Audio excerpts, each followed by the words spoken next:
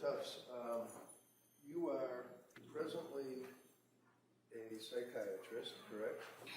Correct. And can you tell me where you went to med school? University of Vermont. And what were the years that you were at University of Vermont? 2014 to 2018. Beautiful country up there. Great place to live, right? It is. It's beautiful. And when you graduated from med school, you then did your residency? Correct. And where was the residency? Boston Medical Center.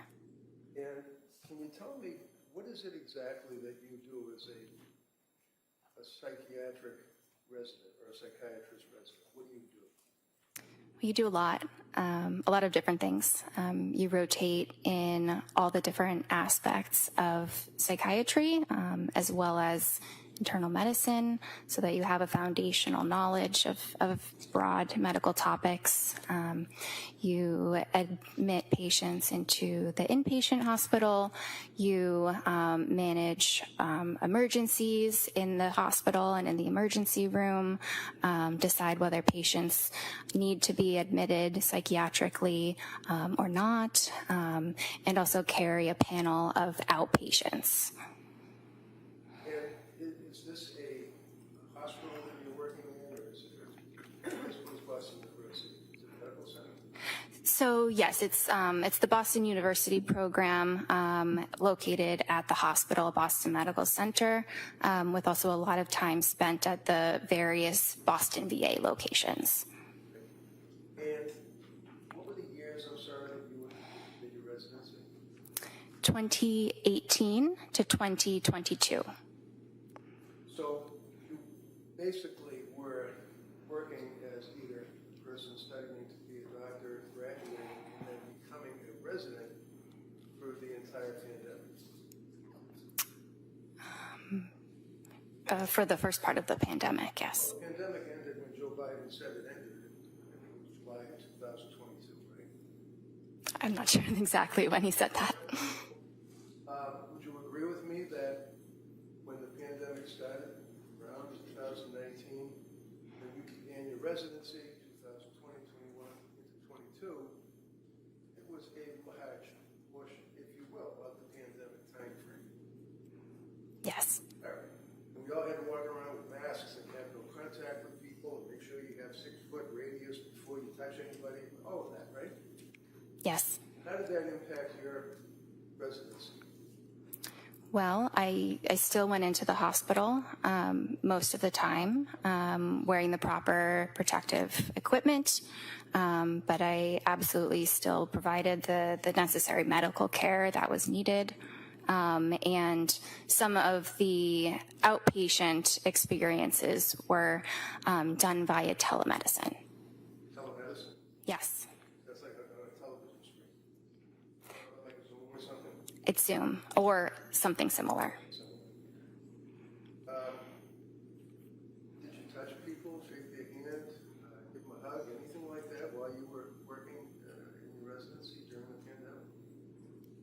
Sometimes, not, I think everybody had to keep their distance at certain times. I began my program before the pandemic, so of course there was a lot more handshaking and things like that then.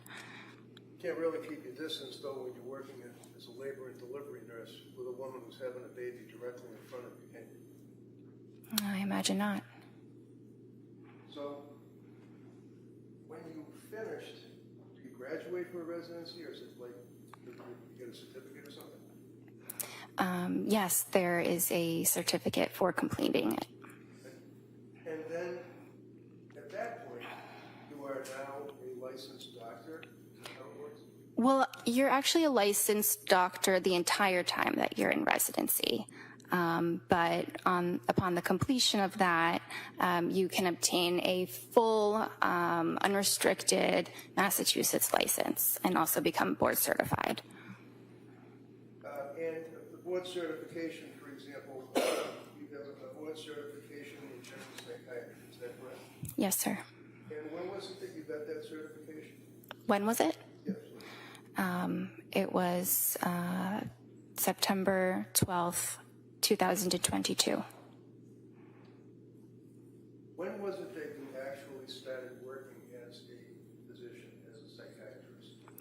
I started working as a physician and as a psychiatrist during the residency training program, but I started practicing completely independently at Astor Mental Health in August of 2022. August of 2022. Yes. Now, prior to working with or at Astor, is that ASTOR or ER? ASTER, like the flower. And what is Astor? What is it, like a group of doctors? Is it a medical center? What is it? It is a outpatient practice that is owned by a psychiatrist. It has a number of psychiatrists as well as therapists. And where is it located? Is it a brick and mortar type place where you have offices? Yes, the original offices were in Braintree, Massachusetts, and now there's an office in Peabody as well. Your office, where do you work? So at the time I saw the patient, I was working in the Braintree office. I currently work in Peabody. Where, I'm sorry? Currently in Peabody, Massachusetts. So when you start working at Astor, obviously like anybody else, you submit a resume, an application, you perhaps and then they hire you, right? It's a fairly lengthy process and a number of interviews with different staff at the practice, and some recommendations, letters of reference, verification of credentials, all of that. But yes, it can be comparable to another profession in that process. Now, in August of 22, when you, congratulations, obviously you were hired by Astor, how many women had you treated in your residency that were postpartum? With postpartum depression? Or just in the postpartum period? How many women that were in the postpartum period did you treat prior to August of 22? Many. It's hard to give an exact number, but I did have specific training in that population. In that population. And where did you have the training in that population? At Boston Medical Center. And can you tell us in that 2-year period approximately how many women that were in the postpartum period that you treated as a resident? Okay, so it's really hard to give an exact number, but if I had to say, at least 50. So in the 2-year period, you treated 50 people in the residency that had postpartum. And can you tell me, what is postpartum? What does that mean? Well, I just want to address that it was a 4-year period, not a 2-year period. Oh, I'm sorry. Okay. And sorry, what was your question? Hold on. You saw 50 people in a 4-year period that had postpartum. In other words, they had been after having a baby, right? Possibly, yeah, more or less. I saw a number of other patients. I saw much more than 50, but yes. So after you had your residency and after you were hired by Astor, is that when you began in August of 22 your practice as a practicing psychiatrist? Yes. And when was it that you actually got your DEA license that authorizes you to prescribe medication to citizens? So during residency, I had a DEA license, but it was affiliated with the with Boston Medical Center. And then when I started at Astor, I had my own DEA number. I don't know exactly when, maybe sometime around August.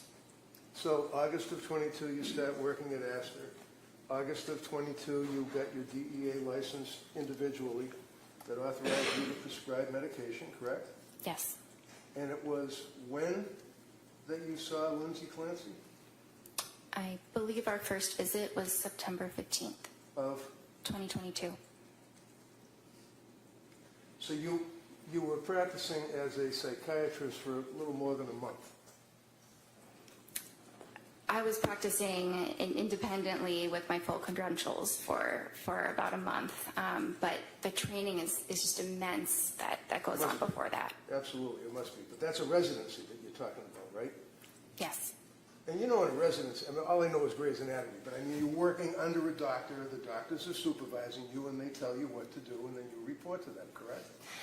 They don't really tell you what to do. They're there as a resource if you need additional support. But I followed many of my own patients. I was the only person in the room with them. And, my notes were signed off by an attending physician, and that attending was available for any support I needed. So in August of 22, when you started working at Astor, you actually filled out a form for your advertising. Is that correct? I believe that was handled by other people at the practice. And who would that be? Well, we have non-clinical staff that handle the administrative matters. Okay, but you're a doctor and you're out there to the public. You're advertising yourself and your services to the public. Is that fair? I believe yes. I'm not directing the marketing of our office, but yes. Okay, never mind your office. I'm talking about you. You had an ad that was on the computer that if somebody wanted to reach out to a doctor, they could see your ad amongst many others, right? Well, I don't think there was an ad. I think we have a website that had some information about myself. Okay. Now, in August of 22, up until when you saw Lindsay, how many patients in that month or so had you treated for postpartum psychosis? How many patients in a month? Up until that Yeah, month? I'm asking you about when you started working in August of 22 for Astor, and you are now on your own as an employee. How many patients had you treated before you saw Lindsay Clancy for postpartum psychosis?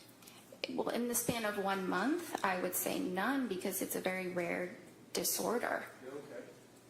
But it exists, doesn't it? Absolutely. And one of the things would be the voices that people hear, right? That is a symptom of psychosis, absolutely. And that's legitimate, isn't it? It is a legitimate diagnosis, absolutely. No, not the diagnosis. People that have postpartum psychosis hear voices, do they not? Many do. The disorder can manifest differently in different people, but yes, many people do hear voices. How about postpartum depression? How many people in that month or so before you met Lindsay did you treat for postpartum depression? In the span of 1 month, it's really hard to pinpoint that. Maybe a couple. Maybe a couple? And do you recall how long you treated them for? Again, it's hard to really pin down the individuals in a short span of time. Can you tell the jury what you put in your ad or in the Astor website that you indicated that described you? I don't recall. Well, one of the things you did is that you said that you basically were a specialist in postpartum, people that have postpartum psychiatry. You indicated that on your website, didn't you? Are you able to read the actual document? I don't remember exactly the wording. Well, you've been working now for how many years now? 3 since you saw Lindsay? Or more? Almost 4, yes. You haven't changed your ad on the website, have you? I have not personally, no. And you've read it probably a bunch of times, right? I've read it a couple times, but I don't spend a lot of time on my website. Okay. Do you recall that you indicated that you were specializing in any particular aspect of psychiatry? Yes. It probably includes a special interest in women's health, in perinatal psychiatry, in trauma-related disorders, anxiety, and there may be some other things that were mentioned. Yeah, like women that have babies and they're suffering from postpartum depression. Right? Absolutely.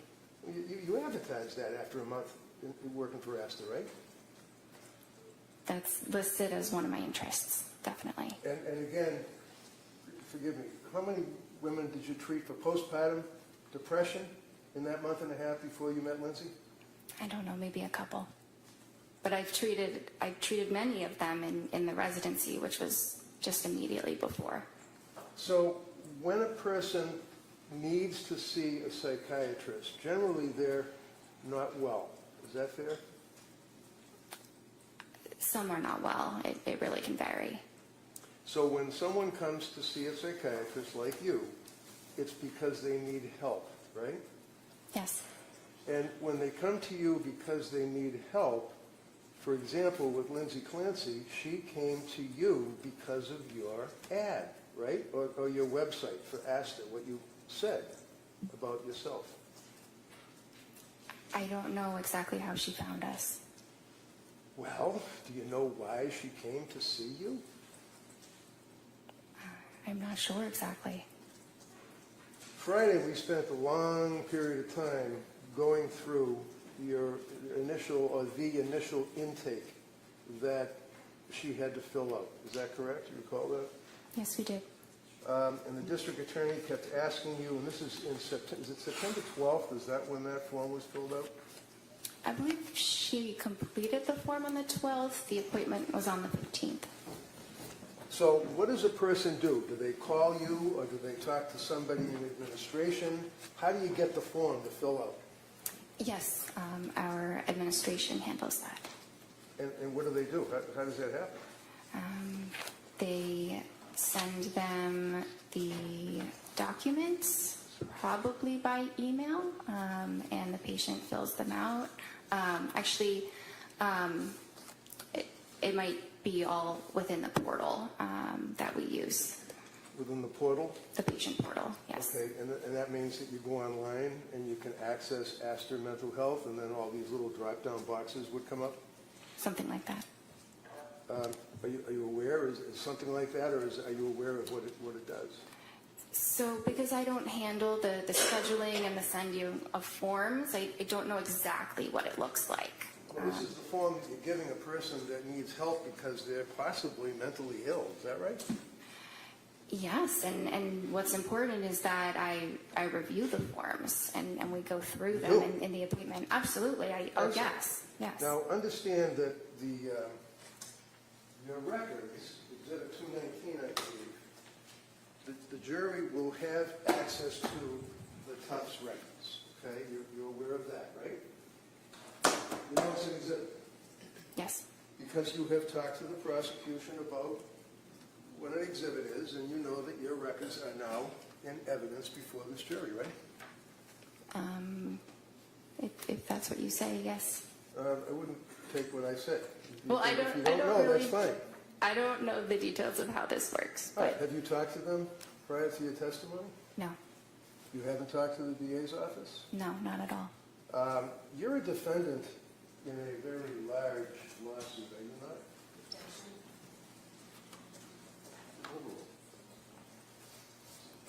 Yes.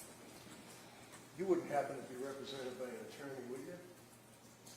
I am. And the fact that you have an attorney is your right under the Constitution. It doesn't mean that you're guilty of anything, right? Right. Okay. And you know that the outcome of this case is very, very major to the outcome of your lawsuit. Is that right? Oh. I don't actually know that. So you understand that if, in fact, it's determined that you advertised as an expert in postpartum and in postpartum psychiatry, and you had a month experience plus a residency, would you consider that to be negligent or misrepresentation? I do not believe that I have been negligent. Do you understand what misrepresentation means? Yes. With a month under your belt plus your residency, do you really want this jury to believe that you were an expert? Have you advertised that? I don't think that's exactly the wording that I used. I think I said that it was an interest of mine. What? No, go ahead. Good, you answer. I just think the wording was that it's an interest of mine. I don't believe I called myself an expert. Are you an expert in postpartum?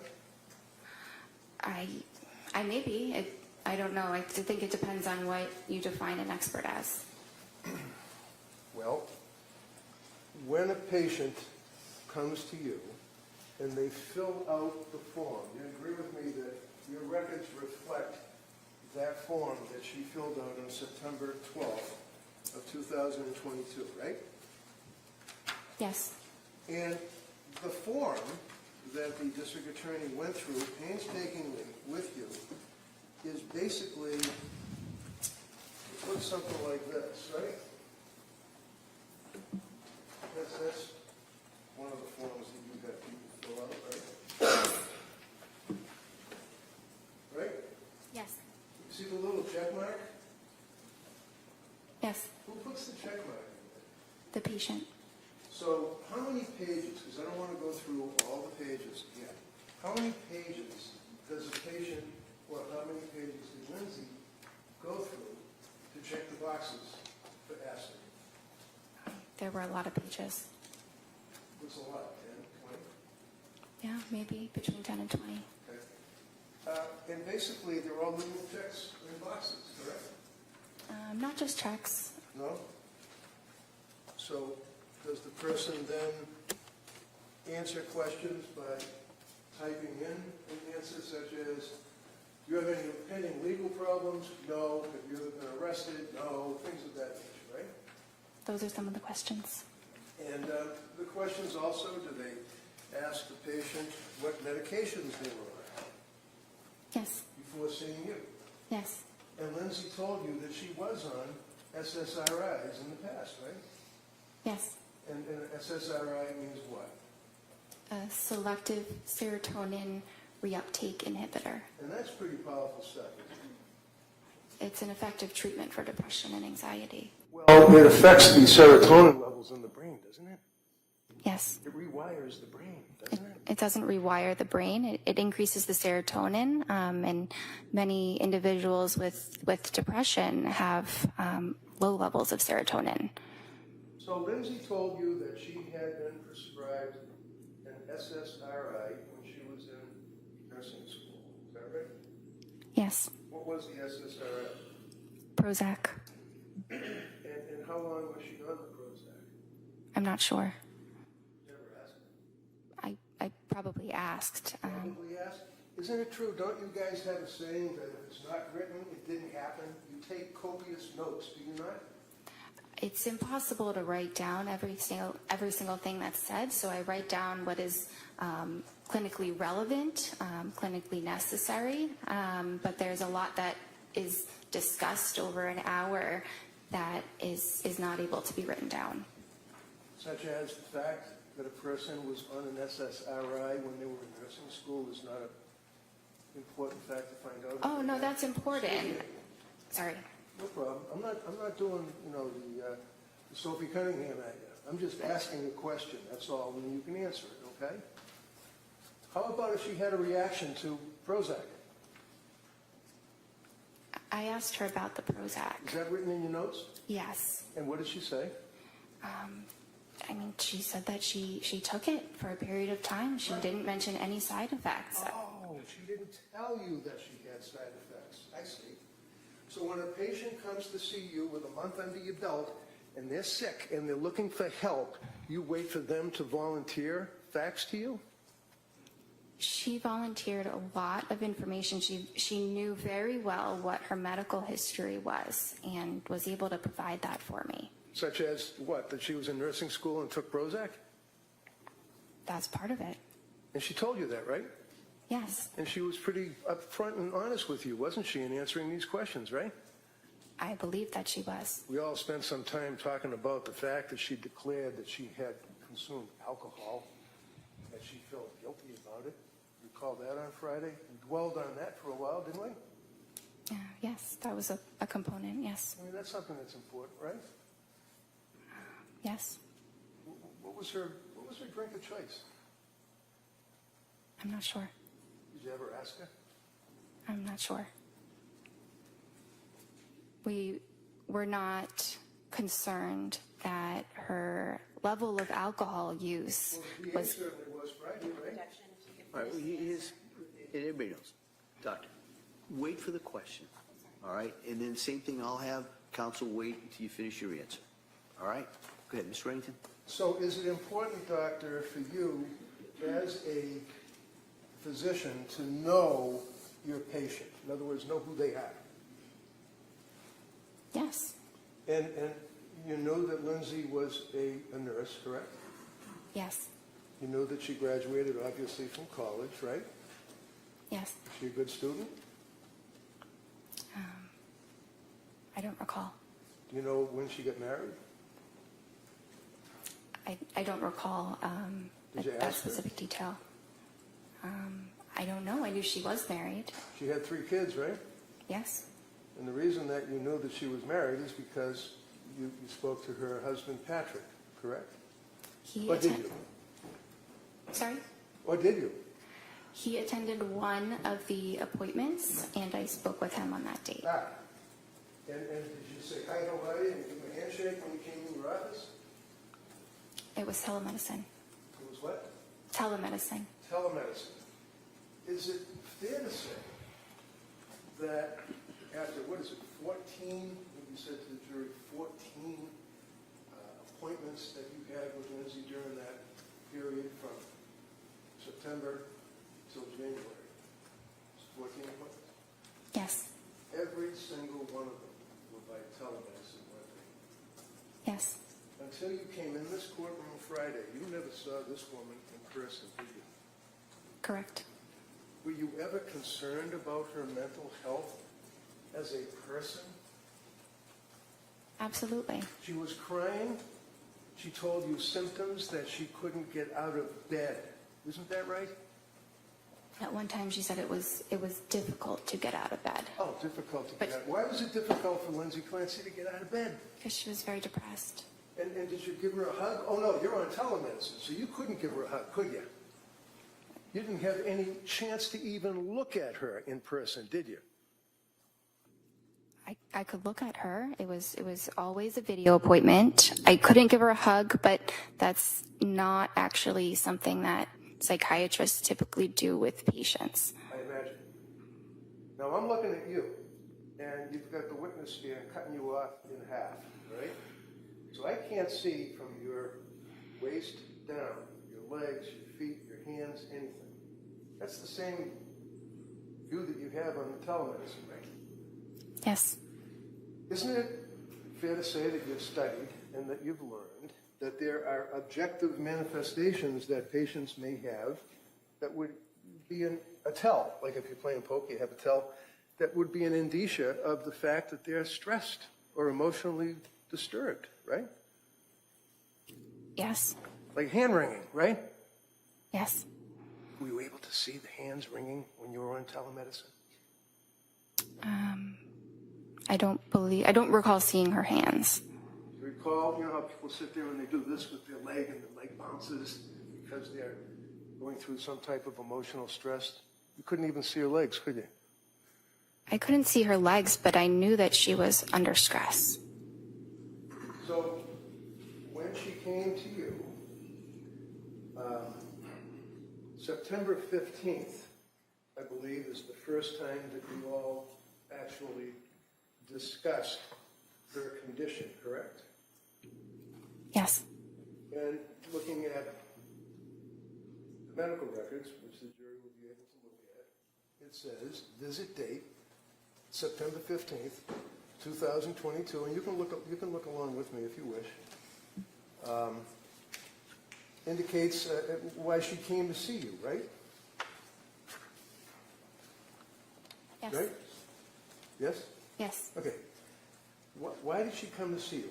According, not guessing and speculating, never mind the TV. You just look at your notes. Tell me what brought Lindsay Clancy to your office. Postpartum anxiety. Is that it? Is that what you noted in the records?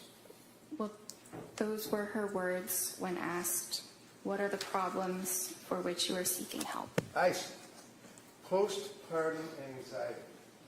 Now, as a psychiatrist, meeting with this young woman after a month or so of working as a psychiatrist for Asper, there are tests that you administer to a woman who's in postpartum to find out what type of anxiety they have, right? Well, there are some screening tests, but the most important thing is what the patient tells you and what my assessment is in the session. I see. And that would carry through the Tufts evaluations for all 14 of those meetings, is what the patient tells you, right? Yes, and what I observe in the session Through the television. through the computer. What, if you can tell me, is the Edinburgh test? It is a scale that looks at symptoms of postpartum depression. And when you administer, that's a major test, isn't it, for a doctor to evaluate a patient for PPD? I wouldn't say it's a major test. It's a pretty big one, though, isn't it? It's the only one that measures the postpartum depression, right? It's a common one. It's a what? Commonly used. Commonly. All right, so when you used it on Lindsay, when was that administered to her? I did not use it on Lindsay. Why? We used the PHQ-9, which What is is PHQ-9? it's a depression screening form. That's like generalized anxiety disorder, general depression. It's got nothing to do with a woman suffering from postpartum depression, does it? I disagree. Well, do you agree that people perhaps that may know a little more than you determined that the Edinburgh scale is the appropriate scale to administer to a pregnant or postpartum woman? Sustained as the form. You're familiar with the Edinburgh scale, right? I've heard of it. And can you explain to me how it's graded? No, I cannot. There are 30 questions in it, are there not? I don't use this scale, so I don't know how many questions there are. So the Edinburgh scale, do you even know that the cutoff for someone that is depressed in their condition of postpartum would be 15? Anything over that, they're in severe depression? Okay. You know that her first Edinburgh test that was administered to her put her at a 23 Overall. severe depression? I was not aware of this test. I was not aware that this had been administered to her. Well, you know that except for the Prozac that she had when she was a nurse, what, 23, 24, 23 years old, she hadn't, other than seeing her own doctor for having the baby, she hadn't seen any doctors. You knew that, right? I didn't know exactly which doctor she sees. I think we ask about your primary care doctor, but she did not report any other medical issues that she was under treatment for. So is it important for Dr. Jennifer Tufts to know whether or not a patient who is coming to you for help has a prior medical history other than what they might tell you? Well, when patients are able to advocate for themselves and share their medical history, we rely on what they tell us. Was she able to advocate for herself, in your opinion, when she came to see you, when you evaluated her in September? Absolutely. How about October? Yes. How about November? Yes. How about December? Yes. And your medical records, you would agree, show that during that period of time that she was deteriorating, was a word that was used on Friday. Isn't that right? No, so. You used the word deteriorating on Friday, did you not? She was a little bit worse at certain appointments, and the deteriorating word, which is not my word choice, is what is in the note because I had to select that. Because why? You have some kind of a program that you have to check the box and you have to bring down the drop box? You can't take a pen and write something down about a patient? There are certain parts of the note where I can write whatever I feel is necessary, but that specific aspect of the note is a button where you have to click one of three choices. So when the jury's going through your medical records, one of the things that they're going to see is that when you meet with a patient, you have a form that you fill out where it says, if you feel like you're going to harm yourself or somebody else, make sure you go to the emergency room, right? Yes. If you have any urges to harm yourself or others, go to the nearest emergency room. That's in every single time that you meet with a patient, right? Yes. And it indicates that if there's any, call the Suicide Prevention and Crisis Hotline. If you feel that you're in crisis, you may text home to a particular number anytime. What's a suicide hotline? It's a phone number that patients in crisis can call and speak to a trained counselor. Now, a psychiatrist, you'd agree with me, is not a counselor, that's for sure, right? Well, a psychiatrist has training in therapy as well as in medicine. Did you give Lindsay Clancy any therapy? There was some therapy incorporated in our sessions, Like but what? we did. Like what? Sorry. Providing emotional support, listening to Excuse her. me. Hold on, no, please. Hold on, hold on, everybody. She can. You ask the question, we'll let her finish, and then you can follow up with any questions you want. Go ahead, Doc. Anything else you want to say? So her sessions were largely focused on the medication management, but there was an aspect of therapy including those items. Okay, and the sessions were for what, 17 minutes? No, How long were they? 25 to 30 minutes. So 25 to 30 minutes on the television, and were you face the TV screen with her for the full 25 minutes? Yes. And that's not noted in your records. It says 17 minutes on all your records, doesn't it? So if you look closely, it says the therapy component was for 17 minutes. It doesn't say the entire duration is 17 minutes. So what do you do when you're trying to give therapy as a psychiatrist to a patient that came to see you? What do you do? What do you do for therapy? It depends on the person. Well, how about Lindsay Clancy? What did you do for therapy with her? I listened to her. I listened to her concerns and provided support. I tried to provide her with hope that eventually things would improve. So you listened to her, you listened to her concerns, and you'd agree with me that her concerns were, for example, that she actually was unable to sleep. It's one of her concerns, right?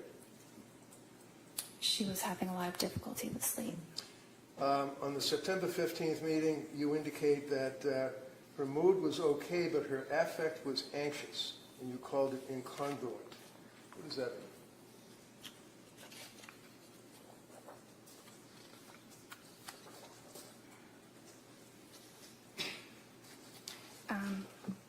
So she said she was feeling okay. She appeared anxious, and she also stated that she was anxious. So one of the things that you talked about Friday is when a patient presents with an incongruent something or other, I don't remember, appearance perhaps, that would mean that they're saying, I'm okay, but they don't look like they're okay, right? Well, it could. I don't think her affect and her mood were really that incongruent at that time. I think that she didn't appear terribly depressed.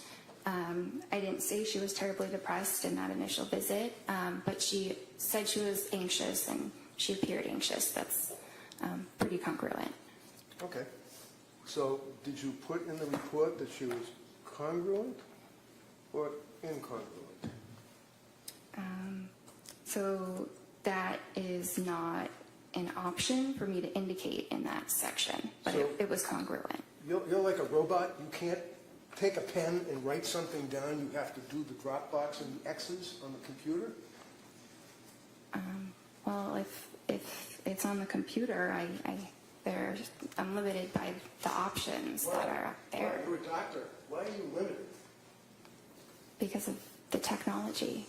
What technology? The fact that there's a form on a computer? You're trying to treat a human being who comes to you for help.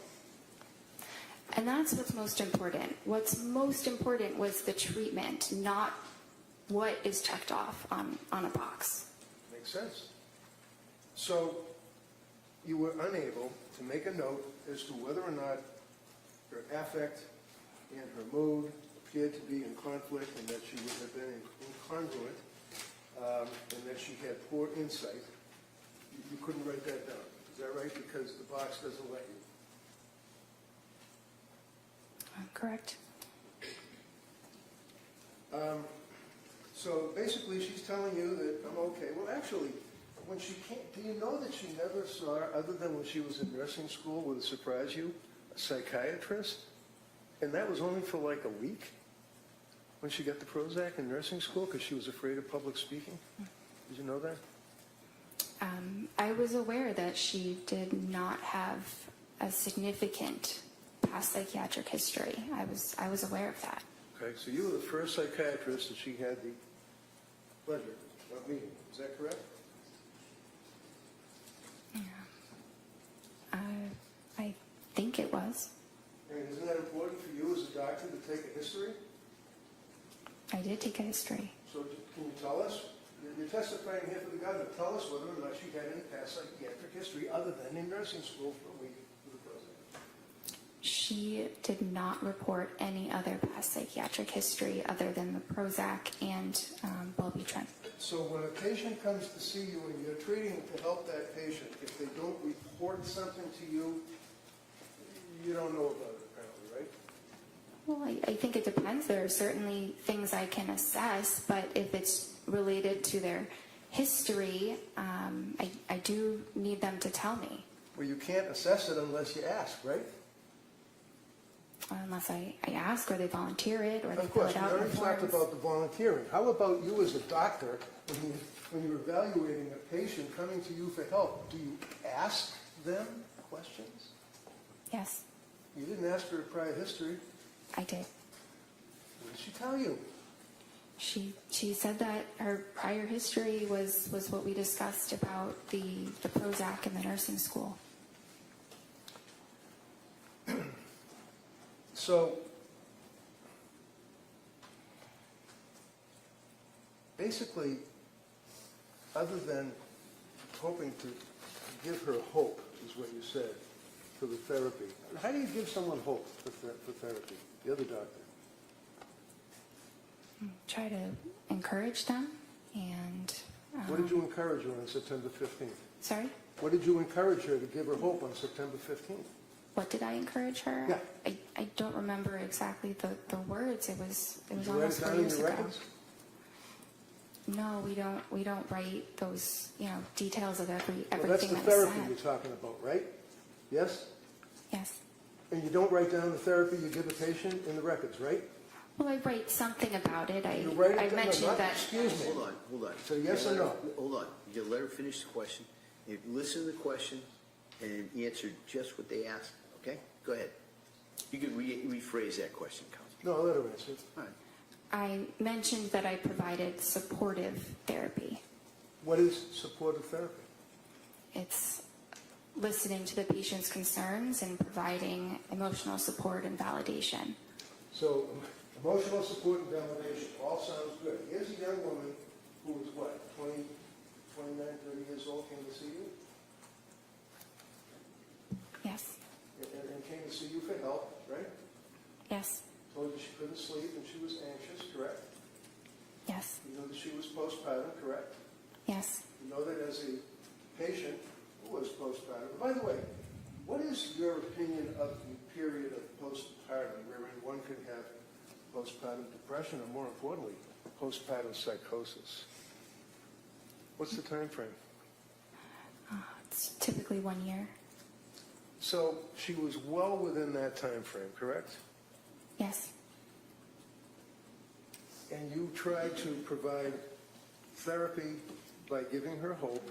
And how long do you figure did that take? 5 minutes, 10 minutes, 2 minutes? I'm not sure. I think it was different in each session. Okay. So The only thing that you diagnosed Lindsay with on September 15th was GAD, Generalized Anxiety Disorder, correct? It was generalized anxiety disorder as well as an adjustment disorder with depressed mood. And you prescribed medications to her, right? Yes. And the medication that you provided to her was the sertraline, right? Yes. And the sertraline would be Zoloft, right? Yes.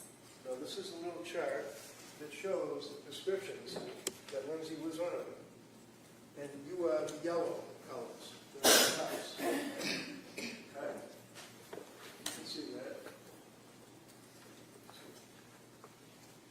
Do you agree with me that on September 15th you prescribed sertraline, Zoloft, 30 count on September 15th, 25 milligrams, right? Yes.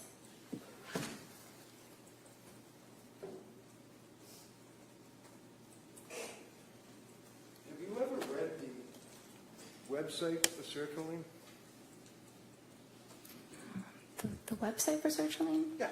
I mean, sertraline, Zoloft, is a chemical that is marketed as a pharmaceutical, right? Yes. Right? It's a pill, right? Yes. And as we said, it's an SSRI pill, correct? Yes. Do you know that Zoloft is not indicated for generalized anxiety? Why'd you give her Zoloft? It is a very effective medication for generalized anxiety disorder. So you're familiar with the drug labeling for Zoloft, is that correct? Generally.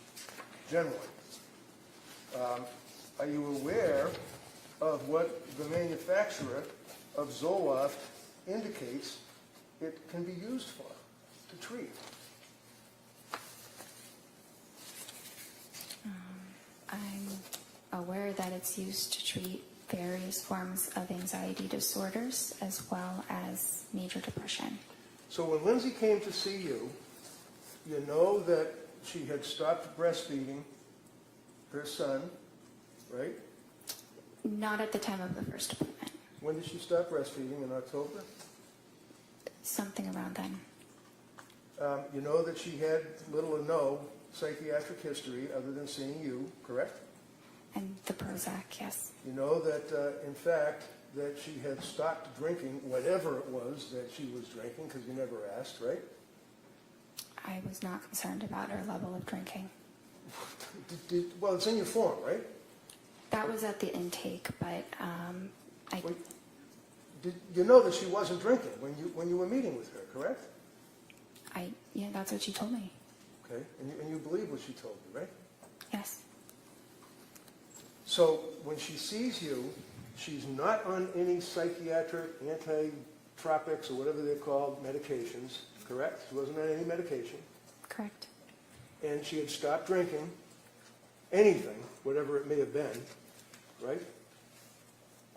I'm not sure when she completely stopped drinking, but yes. You don't know when she started, when she stopped, what she drank, do you? Well, I was not concerned that she was an alcoholic. That's a yes or no. Did you have any idea? Because we spent a long time on Friday talking about her guilt and having that she drank alcohol. You don't know what she drank, when she started, when she stopped, do you? I know some details about her alcohol use, but it was overall minimal. What were the details then? Tell me what the details were. There was that one little box that was checked off. What other details were there? That she drank 1 to 2 times a week, 1 to 2 servings 5 times a week. And you don't know where, what it was? You have no idea, right? I think she had mentioned at some point that it was calming. It was something that was what? helpful. I'm sorry. Calming. Calming. Okay, Calming. so it was numbing. It was like trying to numb something, I guess, right? That's one way of saying it. I mean, I imagine you've treated veterans that had post-traumatic stress disorder, right? Yes.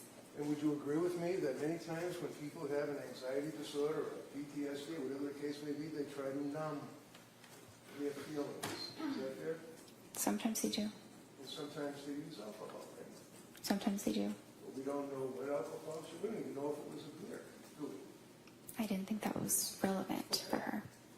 So, with all of that, with that information, you then prescribed Zoloft to her, correct? Yes. You went over the side effects of Zoloft, sertraline, I imagine, with her, right? Yes. Did you tell her that one of the known side effects is suicidal thoughts and actions and ideation? Well, that's specifically in children, so I don't think I mentioned that because it wasn't relevant. Not really. Suicidal ideation and homicidal ideation. There's a black box warning on Zoloft, along with other SSRIs, right? Under age, Yes or no?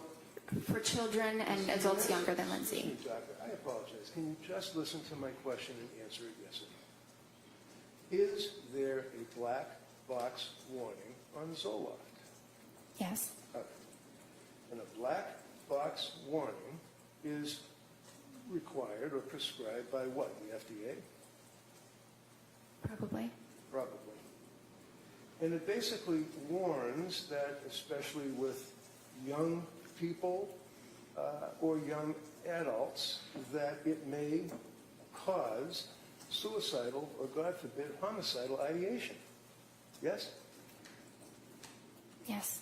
And you're aware that, in fact, the FDA has determined that that goes up possibly to a 23, 24, 25-year-old. You know that, right? I think 24 is 24. what they say. Yeah, I'll give you 24.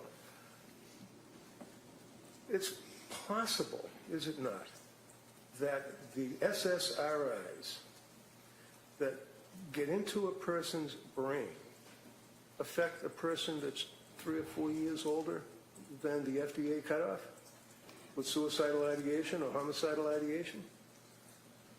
It's possible? There's a lot of development that happens in the brain between ages like up to 24 and closer to 30. The brain is fully matured at past age 24, and so it's less vulnerable than in a younger individual. So with 24, you're suggesting as a cutoff, are you suggesting to the jury that a drug that increases the risk of suicide in a 24-year-old patient cannot increase the risk of suicide in a 29 or a 30-year-old patient? Just a little bit. I don't believe there's evidence that it causes that at all in individuals over 24. So, as a psychiatrist who had the ability to issue these types of medications to patients and citizens, what research did you do on Zoloft and suicidal ideation, homicidal ideation?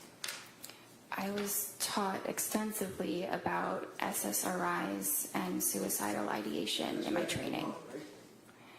In Vermont, in Boston, yes. Okay, so in Vermont was when you get your medical degree, right? Yes. And in Boston would be when you were a resident, right? Yes. And then you had board certification on general psychiatry, right? Yes. You can have a certification on the subspecialty, right? There are certain subspecialties, yes. Right, and some of the subspecialties deal with postpartum or women that are pregnant and have babies and have psychiatric symptomology. There's no board certification for perinatal or reproductive psychiatry. Well, there are plenty of classes that are recognized as, for example, at Harvard Medical School, there's an annual class or symposium, if you will, for postpartum. Have you ever been to that? No, sir. What have you done to research or to improve your education? I understand you went to med school and that you were a resident. What programs, continuing education, symposiums have you attended since you got the ability to prescribe these medicines to people? I have not attended a symposium. Have you attended anything? I have not, but I have done a lot of reading on my own, of research and guidelines about this area in psychiatry. Did you tell Lindsay when you were going, because one of the things that you guys are always concerned about is what's called informed consent, right? Yes. And what is informed consent? What does that mean? It In a means medical sense, not just like out in the street or something. explaining to a patient the risks and benefits of treatment and possible alternatives, and making sure that the patient understands what you're saying. Now, when you were going over the symptomology, or when you were going over the side effects of Zoloft, one of the side effects of Zoloft is, and I quote, severe trouble sleeping, right? Yes. Did you tell her that? Well, insomnia is listed as a side effect. No. You already said yes, you know it. Did you tell her that Zoloft has a side effect of giving the patient severe trouble sleeping? That's all. So I didn't use the word severe because it typically doesn't cause severe trouble sleeping, but I thought you were referring to when she told me that she did have severe trouble sleeping, Well, and that that's was what true. she told you, right? That she had severe trouble sleeping, right? She told me, yes. And you know that one of the side effects of Zoloft is, let's say, trouble sleeping. You know that, right? Yes. Your answer is yes. The jury has to be able to hear you. Yes. And why would you prescribe Zoloft to a young woman who's postpartum, who's coming to you with anxiety, who's telling you she can't sleep, she's got all of these symptoms, and you prescribe a medication that would have a side effect of trouble sleeping?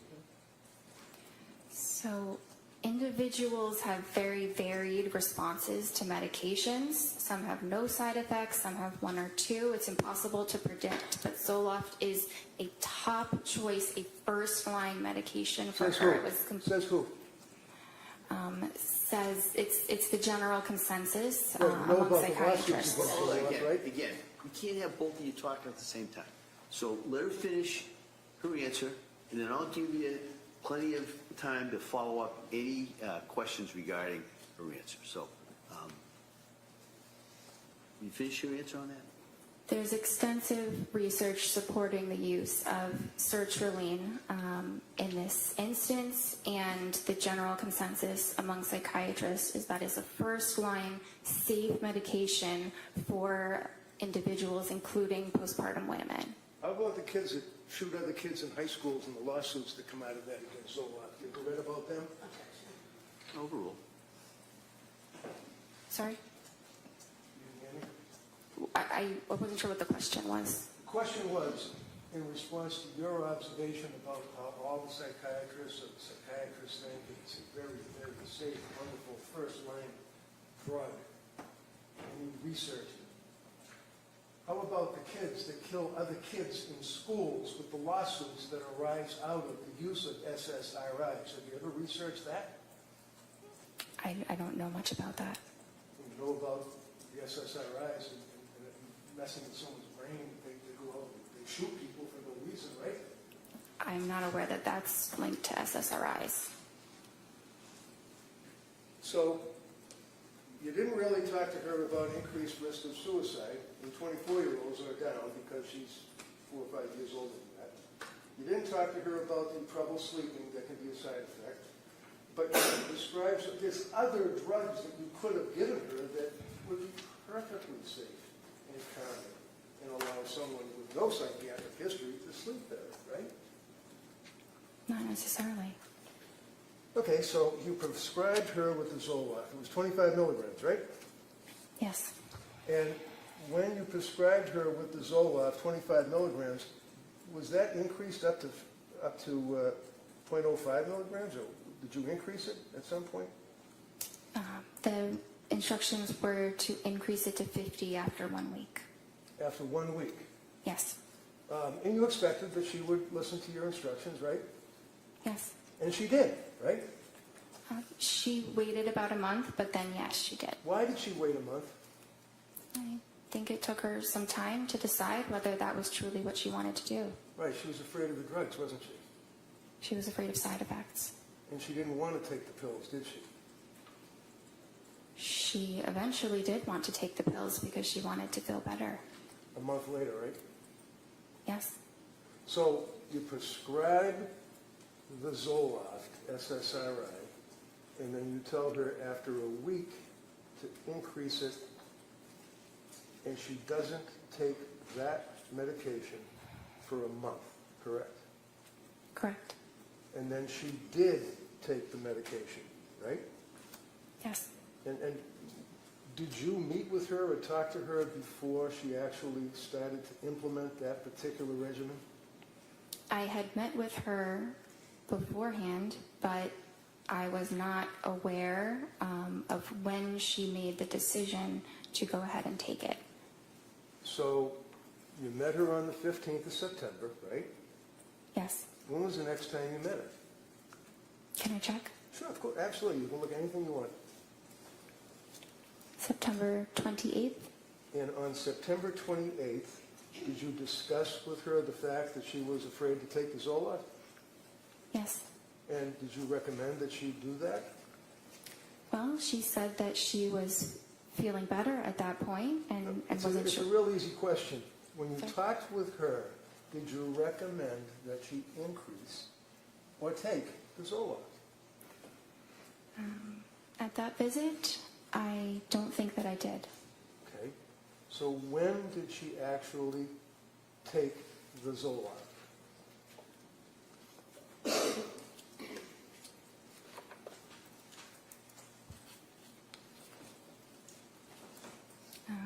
She told me in her October 20th visit that she had taken it 1 week prior. And she told you that when she increased it in accordance with your instructions, she went off the rails, right? I don't think she used those words, but she had What words did side she effects. use to you as her doctor? That she felt awful. Awful. Why did she feel awful? Did she have a stomach ache? Did she have a headache? Why did she feel awful? She did have some stomach aches. She had some diarrhea and had a difficult time eating. She also had increased anxiety. She had some more depressed feelings. She had more difficulty sleeping. And what was your advice to her as her doctor on the 28th of October, after she told you about the effect the Zoloft had on her? I told her to stop it. Stop the medication. Okay. Now, Zoloft being an SSRI, and a patient that is taking the Zoloft, and 0.05, we spent Friday afternoon going over the drugs, and 0.05 milligrams is the lowest dose, and all that. That's the dose that is prescribed to people, invariably, correct? It goes up to 200, but that is a starting dose. For pretty much all of you psychiatrists would agree with that, right? 0.05, right? 50. 50, okay. And you then told her to stop? Yes. What does it mean to titrate something? To slowly increase the amount. What do you tell patients when they're on an SSRI as to weaning them off the SSRIs? Depends what the dose is. If it's a high dose, you need to slowly decrease the dose, so kind of the opposite of titration. But if it's a low dose to begin with, you can stop it. Are you supposed to tell a person that's on an SSRI to stop immediately or to slowly withdraw from it? At 50 milligrams, it is perfectly fine to stop it immediately. So you didn't have any concerns at all about telling her to immediately stop taking the Zoloft. And what did you do, put her on another drug? Not immediately. Okay. So did she relate to you on that October 28th meeting that you had? Was it the 28th or the 26th? I met with her the 21st and then the 26th. Okay. Now, on the 26th of October, what did she tell you her condition was? So she was feeling back to how she was before the Zoloft, which is not great still, and that she was considering a new medication. So she was considering it. Did she do research on medication as to what medication she wanted to take? Is that what you're telling this jury? She didn't specify exactly what medication she wanted to take, but that she wanted to try something else because she was still having significant anxiety. So when you say she wanted to try something else, I'm just asking, did you tell her what you recommended she try, or is that something that she decided she'd do on her own? No, I gave her my recommendation. Okay. The only reason why I ask that is that, you know, a lot of times people might think that she's a psychopharmacologist, that she's a heart surgeon, that she's a vascular surgeon, that she knows everything about medicine. That's not true, is it? No.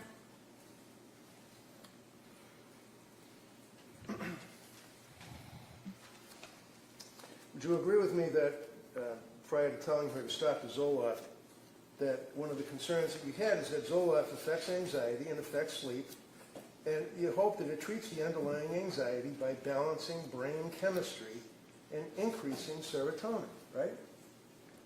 Yes. Is that fair? And you'd agree with me that it does, as a side effect, have an impact on a person's falling asleep or staying asleep, as a common side effect, right? It can happen. It doesn't happen to everyone, but it certainly happens to some. But it is temporary. That's the important distinction. Is that there are many side effects that disappear entirely, and then the medicine is quite helpful for those certain conditions. What's that? Yes. She had problems sleeping, didn't she? Yes. Even after the Zoloft, right? Yes. So you, not her, you recommended a particular drug that she should take, right? Yes. And again, as it relates to what one would expect a young woman who's a labor and delivery nurse to know about psychiatric medication, what is methadone? Do you know? I'm sorry? Methadone. I'm not sure. How about hermababate? B-A-T-E, H-E-R-M-A-B-A-T-E. How about that? You ever heard of that? I'm not familiar with that. That's what's used to administer to a woman who's going through birth. You don't have an obligation to know that, do you? No. You have an obligation to know about psychiatric medications, though, right?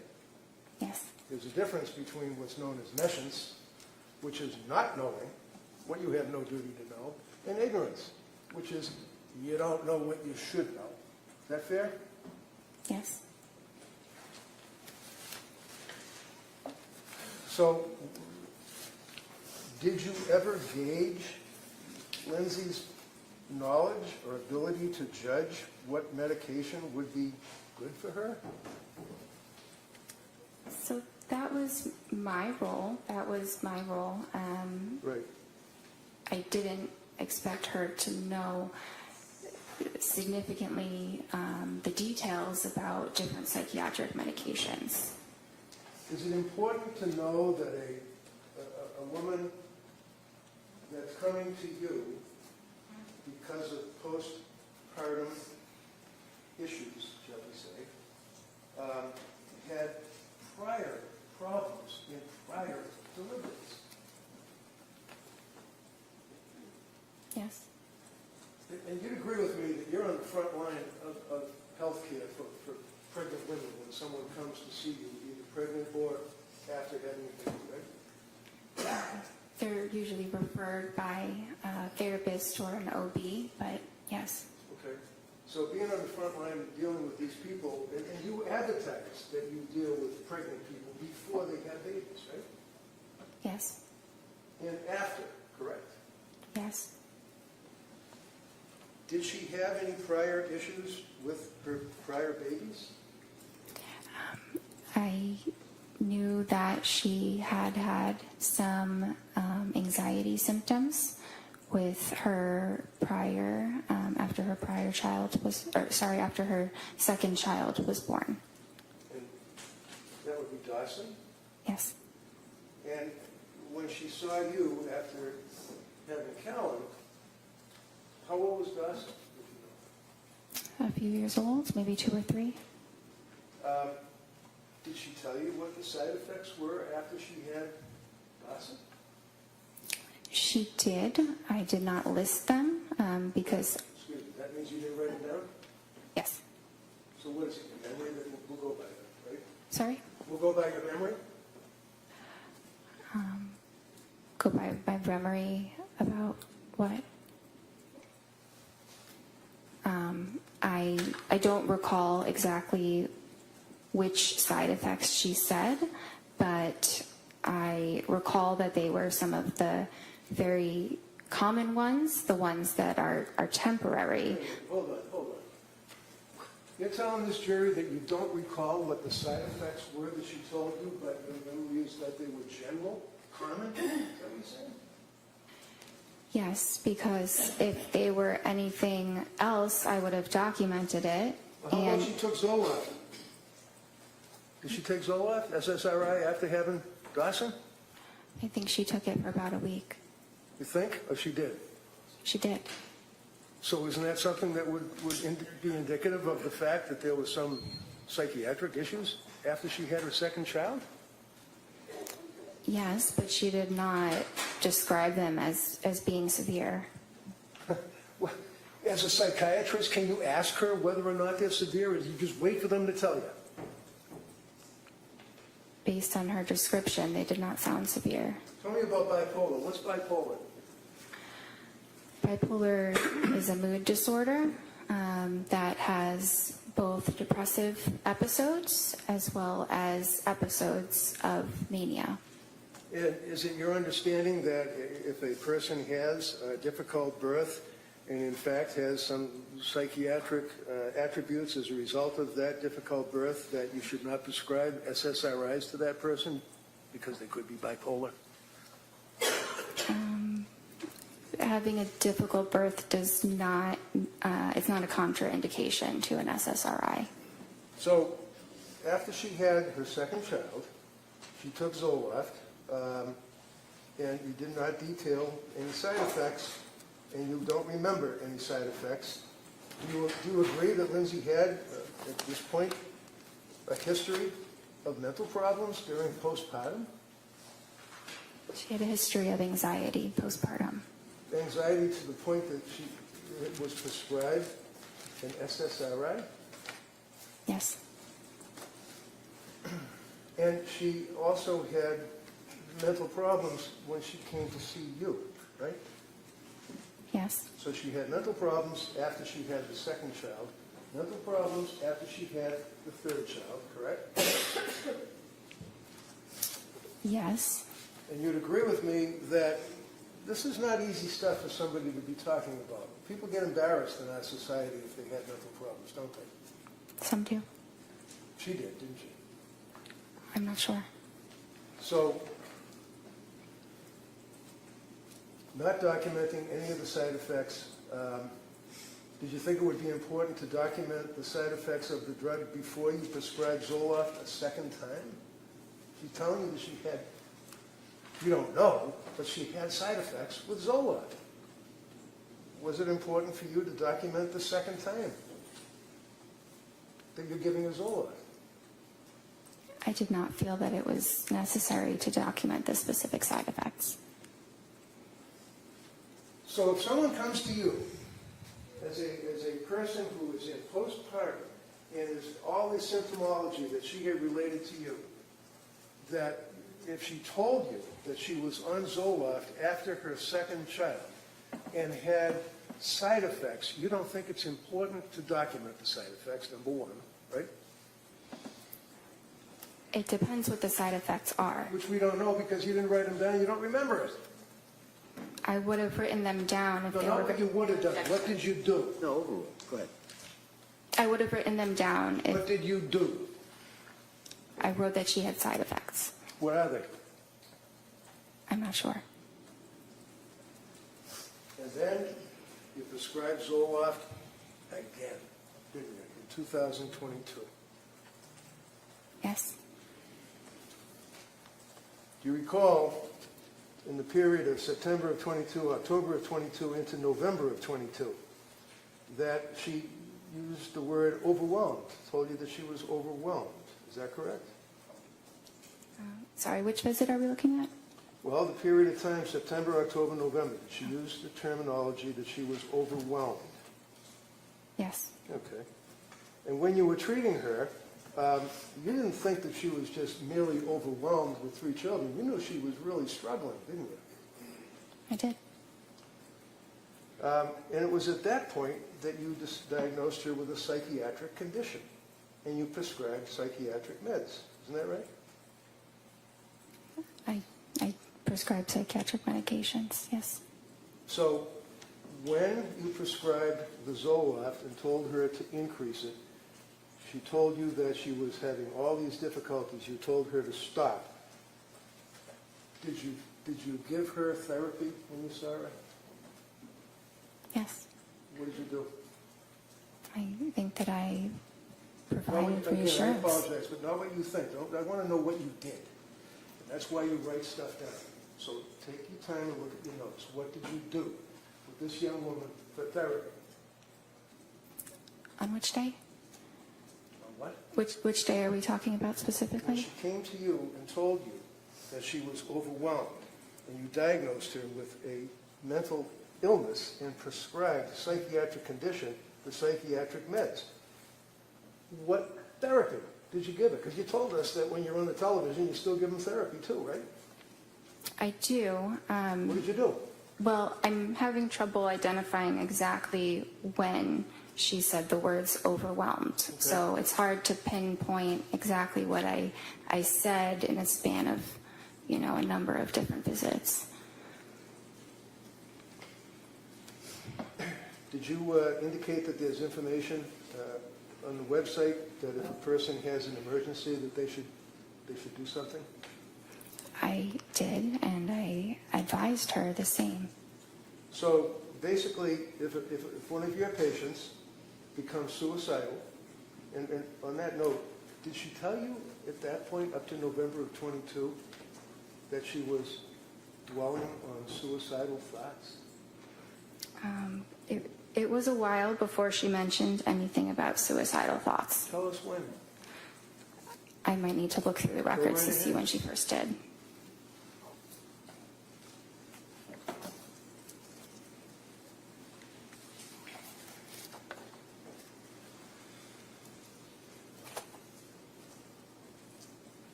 December 1st.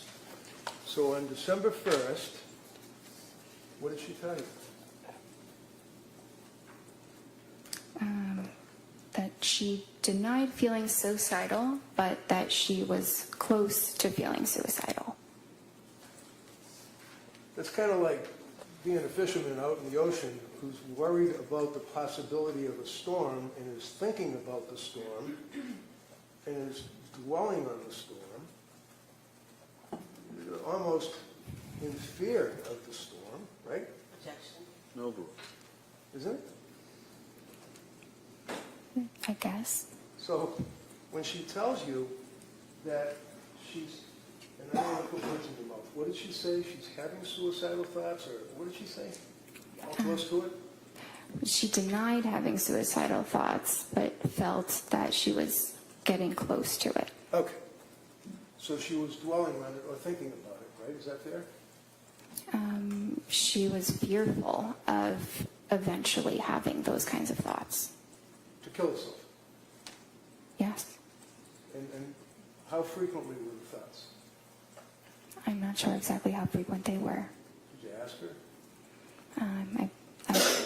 It's Sorry? very likely that I did ask her the frequency. Would that be in your medical records? When you see some patients, you have some patients other than Lindsay Clancy at that point, right? Yes. And you document when a patient, my God, when a patient comes in and tells you that she's in postpartum distress and she's close to having suicide thoughts to kill herself, that's important, isn't it? It's important that I am aware that she's having these thoughts, What thoughts? that she is fearful she could become suicidal. And she told you, I imagine, or you asked, how frequently these thoughts were. I don't have it documented how frequently they were, but that is a question that I usually ask when we're talking about suicidal When we're thoughts. usually testifying in a murder case, we usually have facts that we can tell the jury, not speculation. Objection. Yeah, sustained. Did she tell you, or did you ask about suicidal thoughts? Yes. What did she tell you? If you don't know, tell us. No, I know, sorry, but it's what I said before, that that she denied having them, and she wasn't having them, we were meeting, but she felt close to it, close to having those thoughts. Okay. So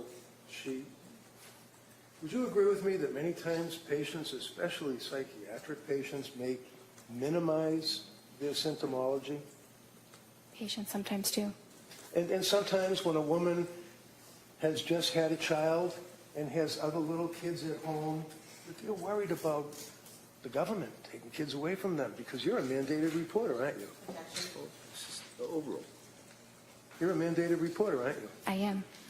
And if she told you, I'm having suicidal thoughts, I'm close to it, homicidal thoughts, you'd report that, wouldn't you? Not necessarily. I think it really depends on the context, but having suicidal thoughts alone is not a reportable condition. All right. So basically, we know that she was close to having suicidal thoughts to kill herself, whatever that means. We don't know how frequently she was having them. Yeah? Today, I don't know how frequently, but at that point, I believe I did know how frequently they were. Okay. So as a result of that, you then gave her therapy, I imagine, right? Through the television. Yes. And what therapy did you give her in November of 22? I gave her supportive psychotherapy. And what does that mean? It sounds great. What do you do? It's listening to the patient and providing. Sorry? Listening to the patient, like when they say they're having... Hold on. Good. Sustained. Next question. So... She could finish the answer. Right. Next question. Thank you, Judge. Listening to the patient. That would be when, for example, one of your patients tells you, after all the treatment that you had provided prior to that, all the symptomology that she had, insomnia, anxiety, all of that she's close to having suicidal thoughts. That would, I imagine, impact on you. Yes. So what did you do with this psychotherapy? So I provided emotional support and validation and What does that mean? Validation? encouragement. What does that mean? Something like, I understand this is a very difficult time. It really, it varies on the individual. Sure. How about Lindsay? I don't remember the exact therapeutic words that I used. Okay. How long did you give the therapy? Validation and all that stuff? I don't remember exactly the duration. Be about 10 minutes? Maybe. Through the television, right? Through the computer. So, as we pointed out, you tell the people that come to see you, when I say you, I mean collectively Astor Medical, that you would expect that if a person is in crisis, as you guys say, or is suicidal, that they would have to go to a computer or their cell phone, right? They would have to punch in your office, right? Look up the number. We advise them to call 911 or go to the emergency room as quickly as possible. How about suicide hotlines? Do you give them advice to call them? That's an option as well, yes. Sure. Did she call suicide hotlines? I was not aware that she did. Did you ever ask her? I don't think I specifically asked that question. Not specifically. Did you ask her anything? Did you beat around the bush maybe? You ask her anything about suicide hotlines?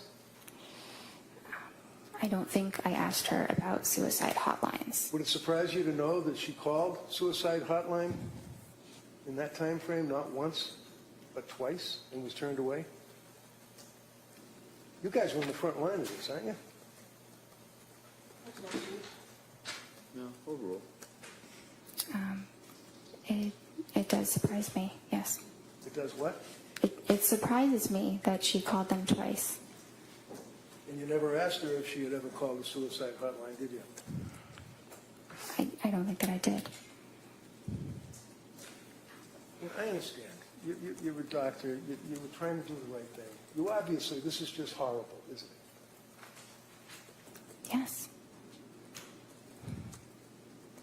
She continued on with her treatment with you, correct?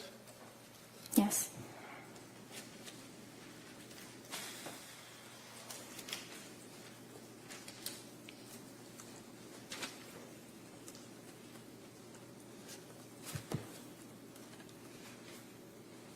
What was the next medication that you put her on?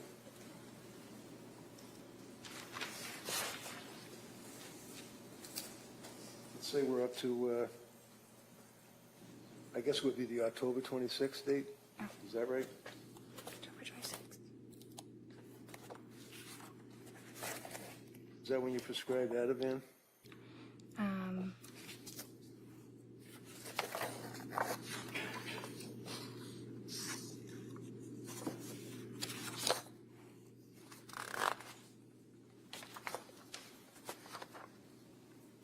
I prescribed that on the 21st. Sorry? I prescribed the Ativan on the 21st. All right. Did you prescribe anything on the October 26th appointment? Yes. And what was that? Buspirone. Buspirone. And would you agree with me that, is that also Vanspar?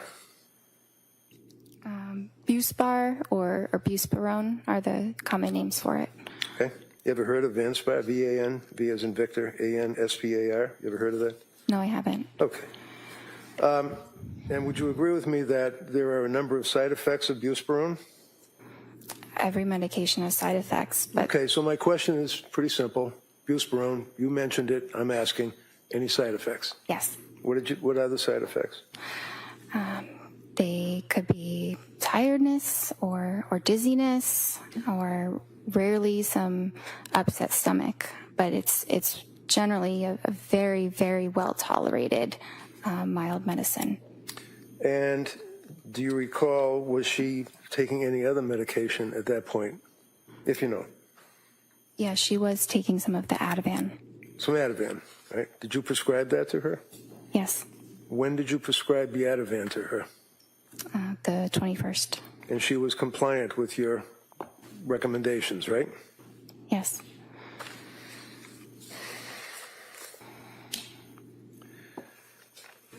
Was she also reporting to you that she was taking Benadryl, like over-the-counter stuff?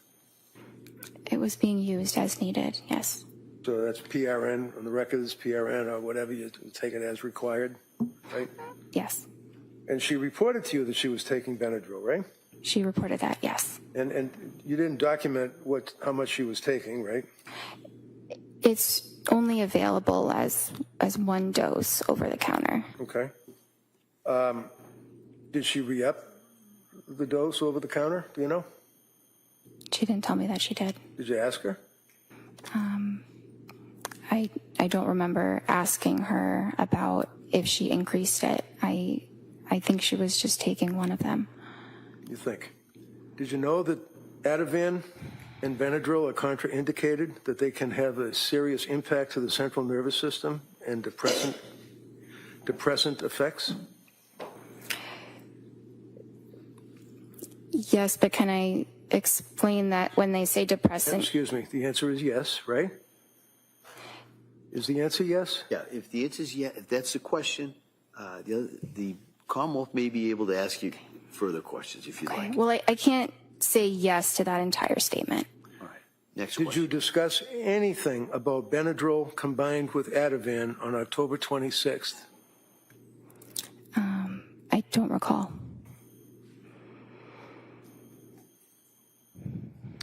On October 26th, was she still worried about suicidal thoughts? She denied that. And on October 26th, how did she deny that? Do you have that noted in your record? I do. And what does it say? Patient denies suicidal ideation. Okay. So there's a huge difference between suicidal ideation and somebody having thoughts of suicide or being close to it, right? Not exactly. Well, you knew that the last time you spoke to the woman, she told you that she was close to having thoughts of killing herself, right? Yes. And you're her doctor, right? Yes. So what do? You just say, do you have, and check the box and say, do you have any suicidal ideation? And she says no, and you check the box? No, it's not that simple. Do you ask her, like, well, gee, the last time I spoke to you, you told me that you were close to having suicidal thoughts of killing yourself. Did you pursue that on the 26th of October? Yes. And what did she say? That she wasn't.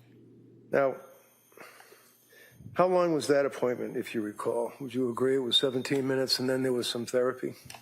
The entire appointment was something between 25 and 30 minutes. And that was again through the television, right? The computer, yes. Computer. Did you also add a drug called hydroxyzine? Yes. When was that? So that was the same visit as an alternative to the Benadryl. Okay, so on October 26th, when she told you that she was taking over-the-counter Benadryl, I asked you what you prescribed to her, and you said Ativan, right? Right? Yes. And then I asked you about the contraindication of Ativan and Benadryl, right? You asked me about that, yes. And then you, on October 26th, started her on Buspar, correct? Yes. And what is the purpose of Buspar? Is that for anxiety? Yes. And what kind of drug is Buspar? It doesn't really fall into a class, but it does act on serotonin. So it's another, similar to an SSRI, right? It's kind of like a more mild version of an SSRI. Okay. So she's on Benadryl over-the-counter, Ativan, which is a benzodiazepine, Buspar, which is an SSRI, and then you prescribe hydroxyzine on the same day, right? They weren't all to be taken at the same time. What's hydroxyzine? Hydroxyzine is an antihistamine. Okay. Is that over-the-counter, or is that, can you just buy that over-the-counter, or do you have to go to the back where the pharmacist is? You have to go to the pharmacist. Okay. And as far as you're concerned, she was taking the medications as she was required, right? That's what I was told. I'm sorry? Yes, that's what I was told. Did you, by her? Yes. And did you at any time tell her that she should keep a diary of her medications and keep a diary of any side effects that she has? I didn't instruct her to do that. You don't have to instruct somebody to do anything, but did you recommend it? Like say, hey, if you're on all these meds, if you're having an effect, you should write it down. When, time, date, anything like that? I didn't tell her to do that. Would that be helpful? Maybe, but usually we go through all of that in the appointments, and we met very frequently. Now, you'd agree with me that at this point, prior to the next appointment, which was November 2nd, she had gotten significantly worse, even after all this medication that you had been prescribing, right?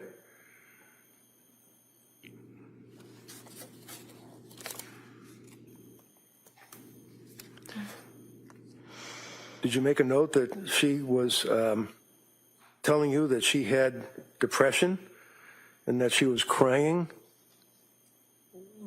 had more anxiety, insomnia had increased, brain fog, and worrying about suicide?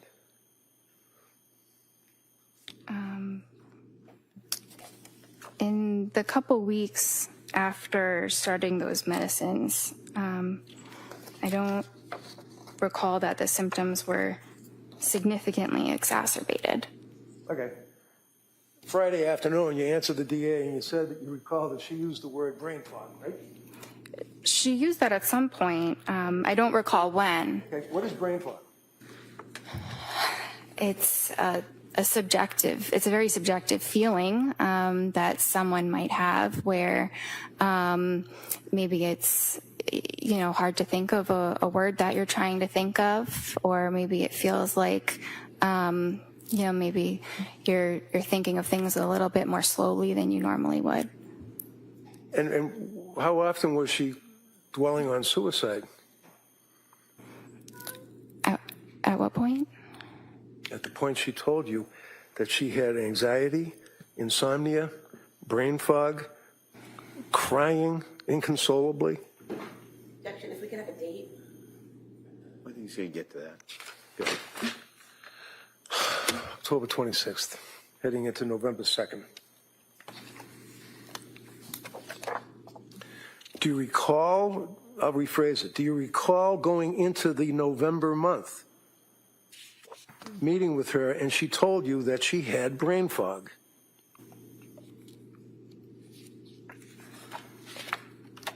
It was mentioned at some point. I Okay. don't see that on the 26th specifically. All right, so let's talk about brain fog. Did you ask her what that meant? Because when you say subjective, that means that's her interpretation. That's in her head. She's telling you, right? Yes. As opposed to objective, which would be what people in general would think, right? Yes. So when she's telling you, in addition to the anxiety, in addition to the crying, in addition to the stress that she was undergoing, she was worrying about suicide, she talked about brain fog.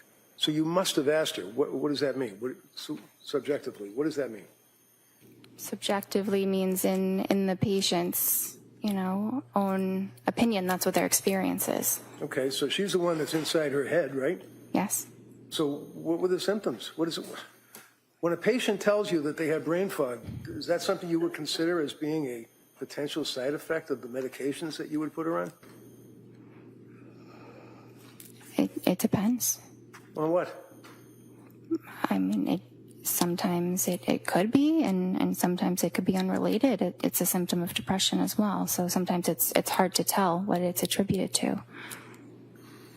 So at this point, heading into November, your answer was to prescribe more medication, 3 more drugs, right? You prescribed Ativan, or increased the Ativan. What was her load for Ativan at this point? Do you remember? Sorry? What was her milligrams, if that's right, or nanograms, whatever it is, on the Ativan, on the script that you had provided her? Objection, if we could just have a date. I think you said, no, if you can answer that, go ahead. Which date are we referring to for the Ativan? Because there were. I'm sorry. She already objected. He already said you can answer it. When did you increase her Ativan and to what level? So she was prescribed Ativan 0.5 milligrams. Right. And then when I next saw her, she said it was a little bit helpful. So I said you could increase it and see if 1 milligram is more helpful. Did she increase it? Yes. And when was the next time you saw her to talk to her on the television or on the computer? Well, I saw her on the 26th, and then I saw her on the 31st. I'm Okay. sorry. How was she on the 31st? Halloween. Sorry. How was she? That's not my note. That's her therapy note. Okay. So how about this November 2nd? Was that the next time you saw her? I saw her on November 2nd. And she told you that she was hesitant to use the medications, the Buspar and the hydroxyzine, right? She said she was hesitant to try the Buspar. She was scared of the drug. She was scared of the drugs, right? She was afraid to take a medication. She wasn't doctor shopping and asking you to give her drugs so she could get high. She was asking you for help. Isn't that right? Yes. And she was afraid to take the drugs and told you that she was afraid to take the drugs, right? She told me she was afraid to take the Buspirone. Did you advise her or counsel her or give her therapy about that? Validations? Yes. And what did you tell her? Well, I advised her of, the the risks. What were the risks? Well, the risks of medicine, like we had said, sedation or dizziness. Okay. How about interfering with sleep? Buspirone doesn't usually interfere with sleep. Not usually? Did you ask her about any thoughts of suicide or being close to having thoughts of suicide? Yes. Did she indicate to you that she had any thoughts of suicide at all? Not at that date. Did she use those words, or is that a box that you checked off? I don't remember her exact words, but we talked about suicide or, thoughts of hurting yourself. Right. And there's a distinction between, in your records and the notation, between suicidal ideation and I quote, worrying about, thinking about suicide. Would you agree with that? Yes. And what did she mean when she told you, as her doctor, that she was worrying about, thinking about suicide? You mean in the prior appointment? I'm talking about a woman that's sitting in front of you on your television or your computer telling you that she was worried about thinking about suicide. Well, on the second, she didn't say that. Okay.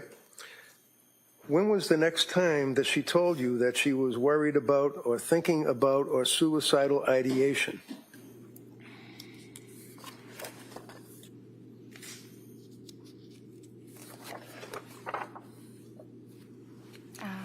That was the December 1st visit. Okay. So go back to the November 2nd visit. Would you agree with me that she, after you talked with her for that period, however long it was, that you then brought up 4 medications to her, recommending that they might be safer, and I quote, safer alternatives? Would you agree with that? I see the word alternatives, not Okay. safer alternatives. Do you remember talking to her about Remeron? Yes. Did you recommend that she take Remeron? No. Did you ever prescribe Remeron? No. And is that mirtazapine, as far as its generic name? Yes. And Remeron is an antidepressant, isn't that right? Yes. And you did not feel that that would be an appropriate medication for her to take at that time? It was a very reasonable option, but we didn't decide to start it. So is this a collaboration? In other words, you and the patient, you would both make a decision as to when to start a drug? Or is it your decision and advice to the patient? Well, it's ultimately my decision, but the patient's thoughts about the matter are very important. At the end of the day, the patient has to go home and take it themselves. I'm not there to ensure that that is happening or not. So you had a November 22nd appointment, right?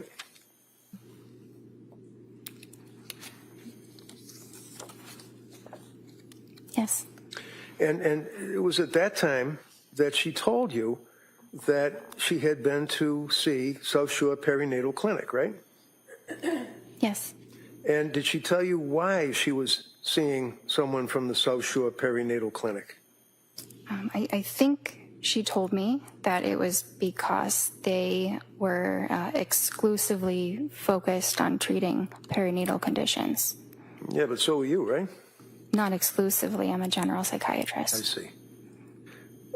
And did she mention the name of any doctor or nurse practitioner that she was seeing at the South Shore Perinatal Clinic? Yes. Who'd she mention? I think she said something about Julie. Paul? Yes. Okay. And a woman by the name of Nurse Gelada? I heard her name a little bit later, but Okay. yes. Did she advise that, in fact, by script, she was using Ativan and Benadryl, and you told her to taper off the Ativan at that appointment, right? Had she tapered off the Ativan? I think I had told her to, I gave her a prescribed taper prior to that appointment. What does that mean? What does that mean, you gave her a prescribed taper? So I told her that she should reduce her dose by 0.25 milligrams every 2 weeks until the medication was stopped. Did she do that? I mean, I don't believe that she completely stopped it, no. No? You don't believe, or she didn't? Well, Trying to give the jury facts. Yeah, she said she was taking Ativan, so no, she didn't completely stop it. Had she tapered? I'm not sure how much she had reduced the dose because I wasn't prescribing it again. Right. So, did you know that she had been, or had she been, to any emergency wards between that period of time that you last saw her and when you were seeing her on this meeting? I know she went to the ER, but I think it was after that. Okay, which ER did she go to, do you know?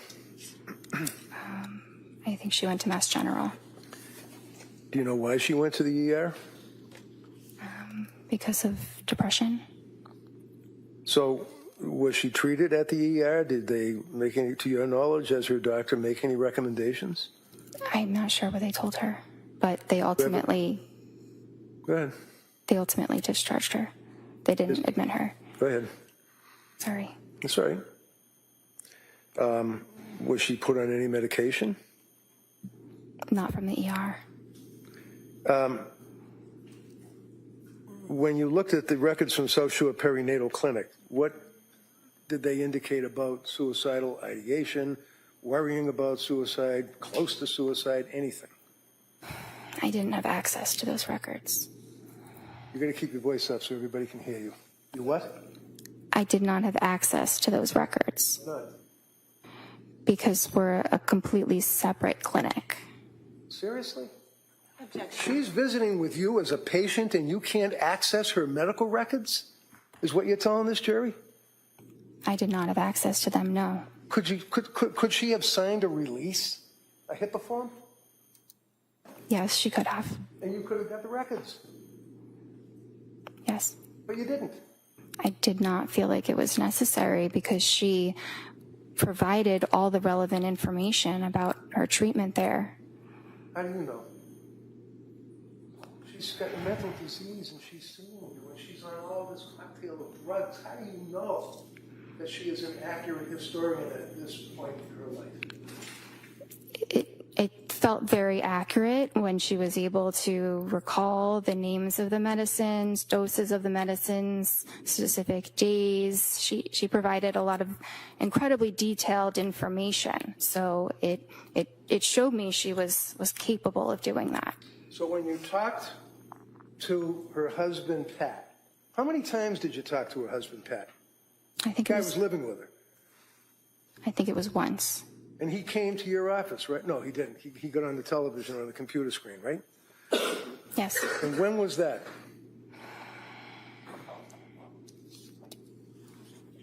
I think it was the December 16th visit. So let's. Mr. Reddington, why don't, before we get to that, Okay. probably a good spot to stop. We're going to take the morning recess, and then we'll come right back. Okay? Court, all rise.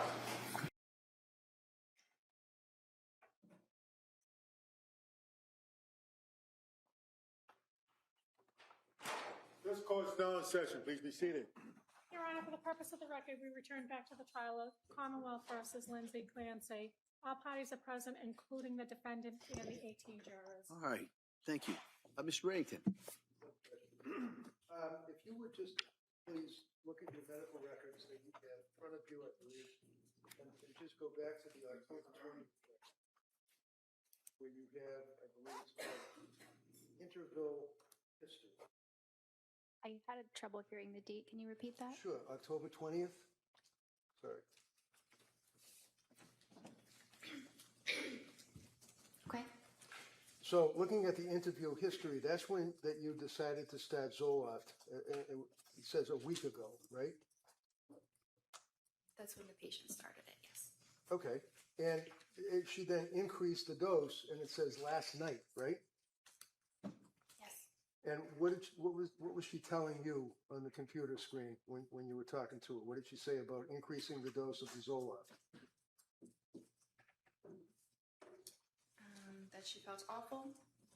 She couldn't sleep, had insomnia, which became worse when she increased the dose. She didn't want to eat. She was having diarrhea. Food felt really unappealing. She was more depressed on it, crying all day yesterday, which is not normal for her. She had some mental fog and was terrified to start something new. Did she also tell you about her anxiety level? Anxiety was really bad even before med. Now, hard to differentiate. Overnight racing thoughts, paranoid of getting suicidal thoughts, something bad happening, doesn't want to be alone. That must have given you concern that you had a pretty sick patient on your hands at that point, right? I was concerned, yes. So you gave her some therapy, did you? I gave her some therapy in conjunction with discussing all of her symptoms and assessing her and managing the medication. Okay, and again, I apologize. You have to keep your voice up so people can hear you way down here. So when you say you were talking about the symptoms, and what did you do? Just talk about the same thing that we've just gone over, the symptoms? There were a number of them to discuss in more detail. That's the summary of them. Okay. So did she discuss it in detail? Yes. Did she tell you that her symptomology at this point on October 20th was so bad that she had to have her mother come and stay with her? Her mom was coming to provide support, yes. She wasn't coming to provide support. She was coming to stay with them, to live with them, wasn't she? Yes, I don't know for how long, but yes. Did you bother to ask her? Why is her mother having to stay with them? Because she needed some help. Do you know how long her mother stayed with her? I don't. Do you know that she ended up sleeping in the basement? I don't. Do you know that she ended up sleeping with her mother? I don't. So you decided that you'd stop the Zoloft and you would monitor closely, right? Yes. What does that mean, you'd monitor closely? I saw her the next day, so that's monitoring, an example of Okay. monitoring closely. So this would be on October 21st that you saw her the next day, is that correct? Yes. Now, on the 20th, you made reference to the fact that you also recommended that she try fish oil and things of that nature, natural remedies. Yes. You also wanted to look into what's called Zulresso, Zuresso. Yes. What's Zulresso? It is a treatment for postpartum depression. And when you say that you were looking into it, what did you do? Did you find out if it was available and if she could participate in the program? I did some digging online to see where it is done and how to do it. I hadn't officially recommended it, so I had not started that for her. It's not really an easy medicine that I can just start It's not because what? I'm sorry. sorry, it's not a medication I could start on my own. It is it's infused through an IV in a hospital, so it's a bit difficult to coordinate. It's a 60-hour infusion, right? It's a long infusion. That sounds right. And it's about 2.5 days of infusion, and it has to be under hospital circumstance, and the only hospital around here is in Rhode Island, right? Yes. And did you ever recommend that she do that? It was something to consider. I couldn't make the official recommendation because that's not something I prescribe. Why? Because you can't pick that up at the pharmacy. Well, no, obviously you have to go to a hospital setting and basically have an infusion through your veins for 60 hours or 2.5 days. But why didn't you look into it or recommend that she do that? Well, I did look into it. So what happened? She ended up actually going to a partial hospitalization program at the hospital that does it. I don't believe the program was completed, but she went. And I advised her to discuss it with them because they have access to that medicine. I don't have access to it. Of course not. Is this Women and Infants Hospital in Rhode Island that you're talking about? Yes. So when you looked at the medical records for the Women and Infants Hospital, did they make reference to your inquiry for Zulresso? I never received records from Women and Infants. Did you ever look at them, or even online? Online? Yeah, like online, like you do when you talk to patients. No, I never had access to them. Why? It's similar to South Shore. It's a completely separate hospital that I don't have access to. I don't work there. Well, of course you don't work there, but you're a doctor and you're treating a patient who's got medical records that you could access through a HIPAA release, right? Yes. Why didn't you do that? Well, she didn't ultimately end up having any treatment there, so it didn't seem necessary. She didn't end up having any treatment there, so it didn't seem necessary. You can't just walk into that place and say, hey, I'd like some Zulresso, can you? I don't exactly know how it works.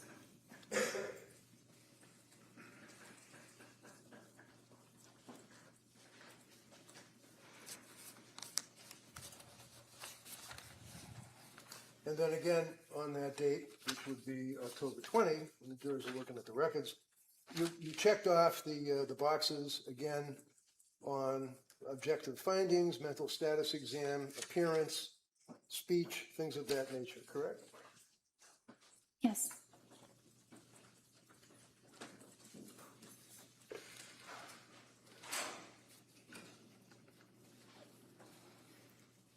Excuse me for 1 minute, Judge, jurors.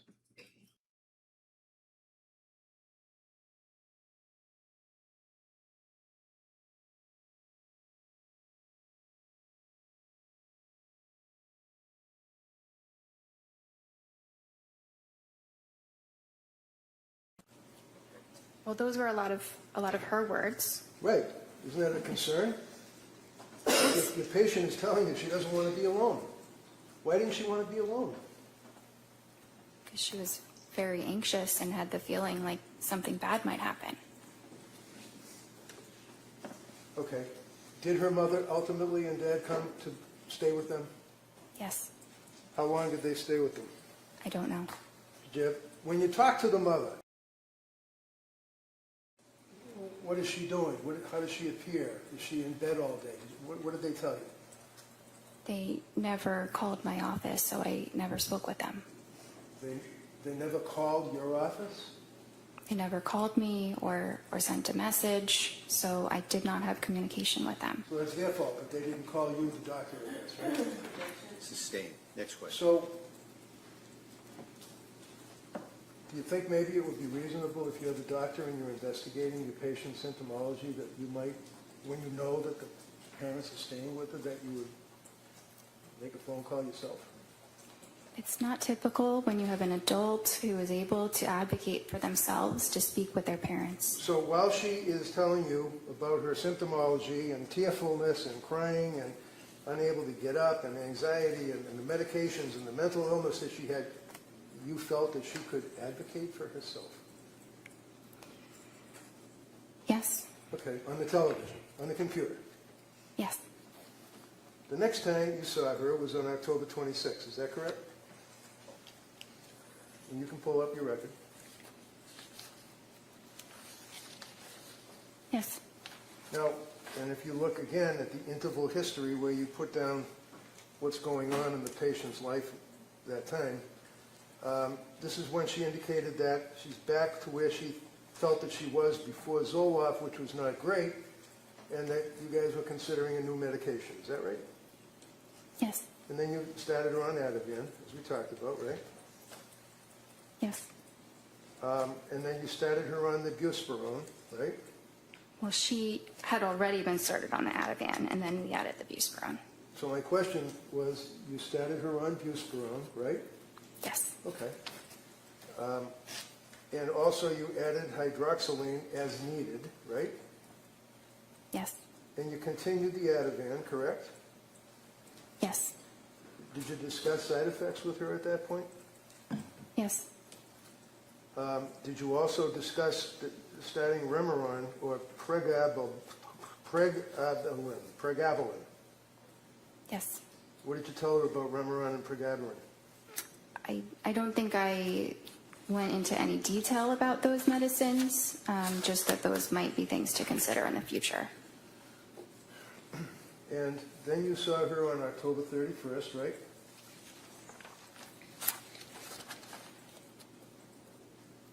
That was her, I think that was just a therapy appointment with a different provider. Would that be Jennifer McAllister? Yes. So it's a different provider in the sense that she works for Astor, right? Well, yes, it just wasn't myself. Right. So on October 31st, they did a suicide assessment, or she did, right, McAllister? I wasn't there. Well, I know you weren't there, but these are medical records that have been introduced into evidence that the jury's going to have in the jury room. Objection, is that a question? No, good. Next question. McAllister did a suicide assessment, apparently, right?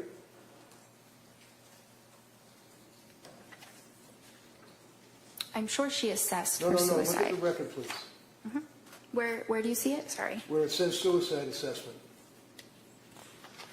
There's only 4 pages for October 31st. Yeah. Well, actually, there would be 8 because it's 2 sides. So that is the assessment that you go through. If somebody reports any thoughts of suicide, then you ask those questions, which go into a lot more detail about them. So here you have a patient who's already reported to you as a psychiatrist that she's got suicidal ideation, worried about suicide, worried about killing herself days before October 31st, and a suicide assessment was done by McAllister, right? I wasn't there. You would have to ask her. Well, maybe I will, if she Okay. comes in. Okay. Why don't you tell me what the record shows? Did they do a suicide assessment?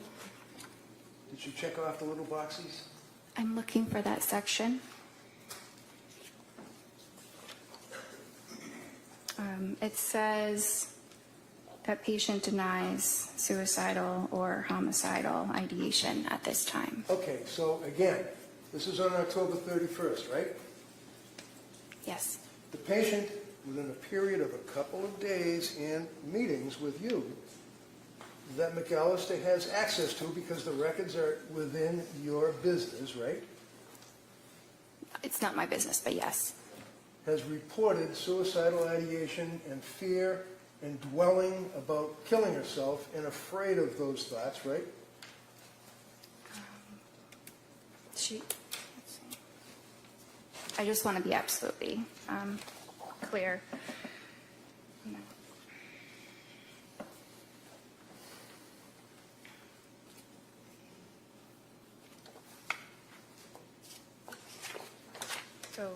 So yes, a little Yes, while yes. earlier, she had voiced those concerns. Right.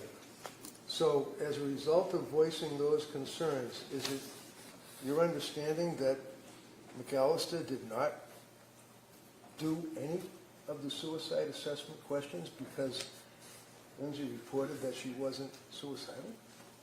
It appears that she asked about Right, suicidality. you already told us that. I'm asking you about, excuse me, Hold on. Ask the next question. Go ahead. thank you. I'm not asking you, you told us 3 times now that she said she was not suicidal when she spoke to McAllister. I'm asking you about the suicide assessment for the 3rd time. You see it in front of you? Yes. Okay. Can you tell me, did Lindsay answer any of the questions that were asked over the 2 pages, possibly 3, of the suicide assessment? Yeah, 3, done by McAllister. I don't see anything written here. So was there a suicide assessment? I don't know because I wasn't there. I don't know what the And you don't know conversation from looking was. at the records, right? From looking at the records, I don't see evidence of additional suicidal questions beyond asking if it was there or not. So, suicidal assessment, doctor, is in the medical records. It consumes almost 4 pages, does it not? Yes? Yes. Okay. And all of the questions, like asking, have you felt life is not worth living? Is death something you thought about recently? Are you dwelling on that? What leads up to the thoughts? What are the thoughts? All those questions, right? For 4 pages, right? Yes. And there is not one notation indicating that that test was ever administered to her on October 31st, correct? Correct. But it looks like it was asked in other ways. Okay. November 2nd. Oh, it was asked in other ways? Is that what the little checkbox where it says deny suicidal ideation? Can I read something that she You wrote in the have note? indicated repeatedly that she denied suicidal ideation, right? Yes. The suicidal assessment was not administered, according to the record that's in front of you, by McAllister, yes? The additional suicidal assessment, yes.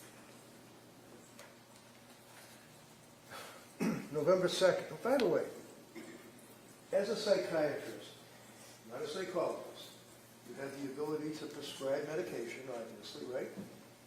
Yes. And that's what we talked about, the DEA number and all of that, correct, which you had for about a month, other than when you were a resident, right? Yes.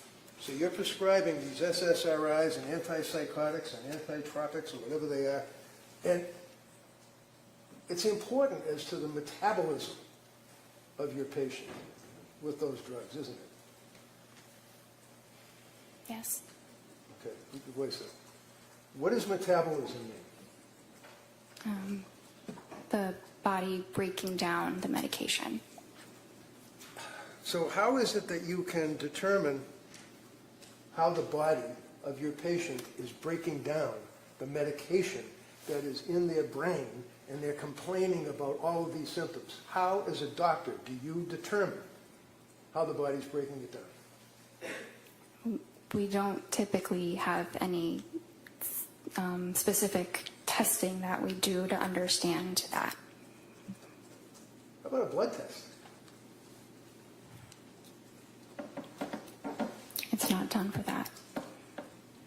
It's not done for that, meaning a blood test is not done to determine the metabolism of your patient, of your medications? Are you referring to genetic testing? No, I'm asking Okay. about the metabolism. I'm not Okay. talking about genetics. I'm talking about the metabolism of the SSRIs in her body. Okay.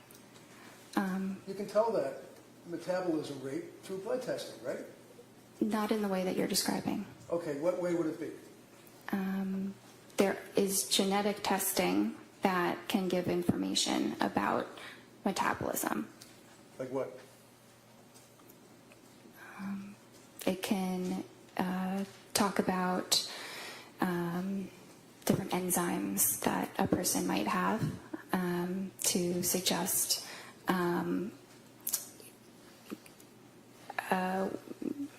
it provides information about the enzymes that a person might have the genes for. Okay, so it provides the enzymes that a person might have the genes for. Forgive me, I'm having difficulty with that. What does that mean? It's a little complicated. Yeah, you don't expect a patient that's going through what she was going through to understand that, would you? No, Did you guys do the enzyme test? they are not typically done. Why? Because, again, it's genetics Does and insurance cover it? She's in the middle of answering. Good. You finish that answer and I'll allow a follow-up. Go ahead, Doctor. so it's not as simple as testing for an enzyme or not. You can test someone's genome, like we have the ability to test the entire human genome now, but which is great, but the clinical use of that is not there yet. So while we can test these things, it does not yield meaningful clinical information, so it is not commonly done. What is the, sorry, What is the Cytopro P4-50 system? That's one of the enzymes that I'm talking about. So the Cytopro P450 system talks about and tests for the breakdown of psychiatric meds in the blood, right? It's not in the way that you're describing. It doesn't All tell I'm you what describing is that medicines it's to a Hold test. on, again, one at a time. Finish the answer and then you can ask follow-up. Go ahead, Doc. It just, yes, this is a test that is done, but it doesn't tell you what medications a patient will do better on. It's not useful in that way. So what's it useful for? I mean, I don't find it terribly useful. How long has the Cytopro P450 system been in use in your field? I'm sorry? How long has the Cytopro P450 system been in use in your field, psychiatry? Well, it's an enzyme in the body. Well, I know what it is. I'm asking you about the system, the testing. How long have they been using that? The genetic testing, maybe a whatever few it is. years. It's very new, Very new. Does insurance cover it? sometimes. Sometimes. So it is nevertheless a legitimate test to determine the breakdown of psychiatric meds in a patient's blood, correct? It exists, yes. It exists. Well, it exists, but you didn't use it, right? It would not have made a difference In what? In your opinion? in her treatment. Because you go by the checks in the checkbox and what she self-reports, right? No, not just the checks in the checkbox. Oh. In any event, tell me about the thyroid. The Tell me thyroid? about the thyroid. It's an organ in the human body that regulates hormones. And what, if any, import and impact do thyroid levels have on your evaluation of a woman who is in the throes of postpartum depression? They don't. What is the purpose of a test to determine the thyroid levels? Well, you can test something like the TSH. Well, I don't know what a TSH is. I'm sorry. What is a TSH? Thyroid stimulating hormone. Okay, thank you. That's something that can be tested typically by maybe a PCP, primary care, or endocrinologist if they have concerns about someone's thyroid function. Were you aware of a study that was a major study that was peer-reviewed? What does peer-reviewed mean in your business? That it was reviewed by other researchers in a similar field. And the report or the article or whatever it may be has to be approved by the peers that are reviewing it before it can be published, right? Yes. And you'd agree with me that in the medical field, it's a big deal to have publishing articles on your resume, right? Yes.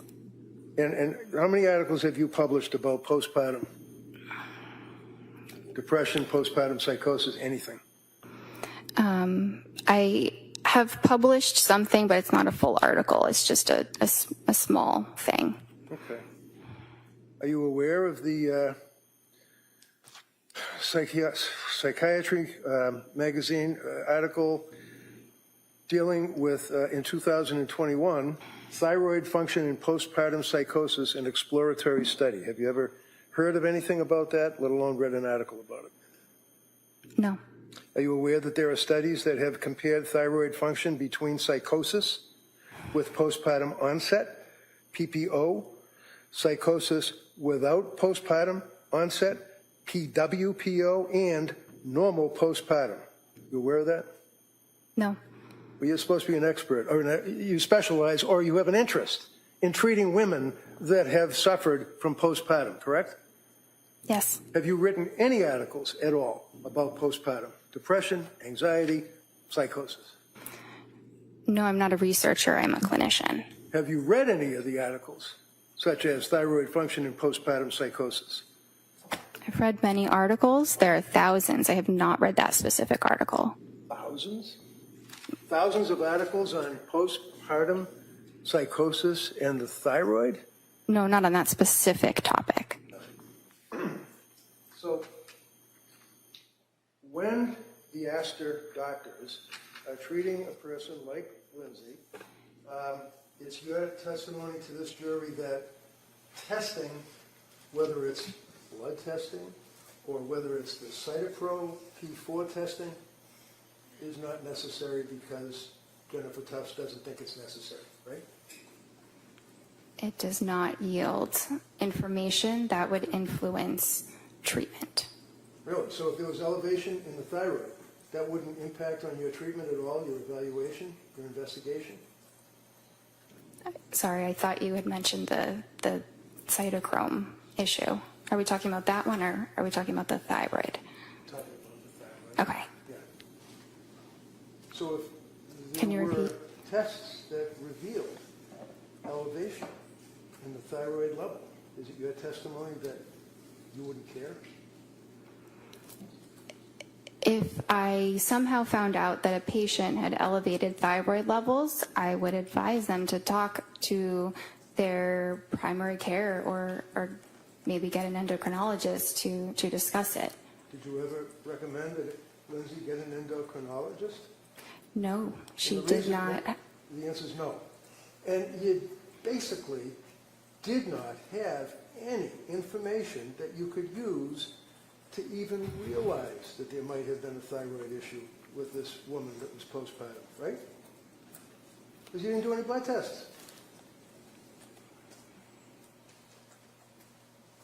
There was no clinical reason to obtain a blood test. All right, so you continue on with your meetings by the computer, correct? Yes. November 2nd. You can get November 2nd out. You got it? November 22nd? No, it looks like November 2nd. I apologize. That's what I'm looking at. Tufts, Jennifer, MD, Clancy, Lindsay. Follow-up note, November 2nd. Yes. Okay. And you're still diagnosing her with generalized anxiety disorder, GAD, right? Yes.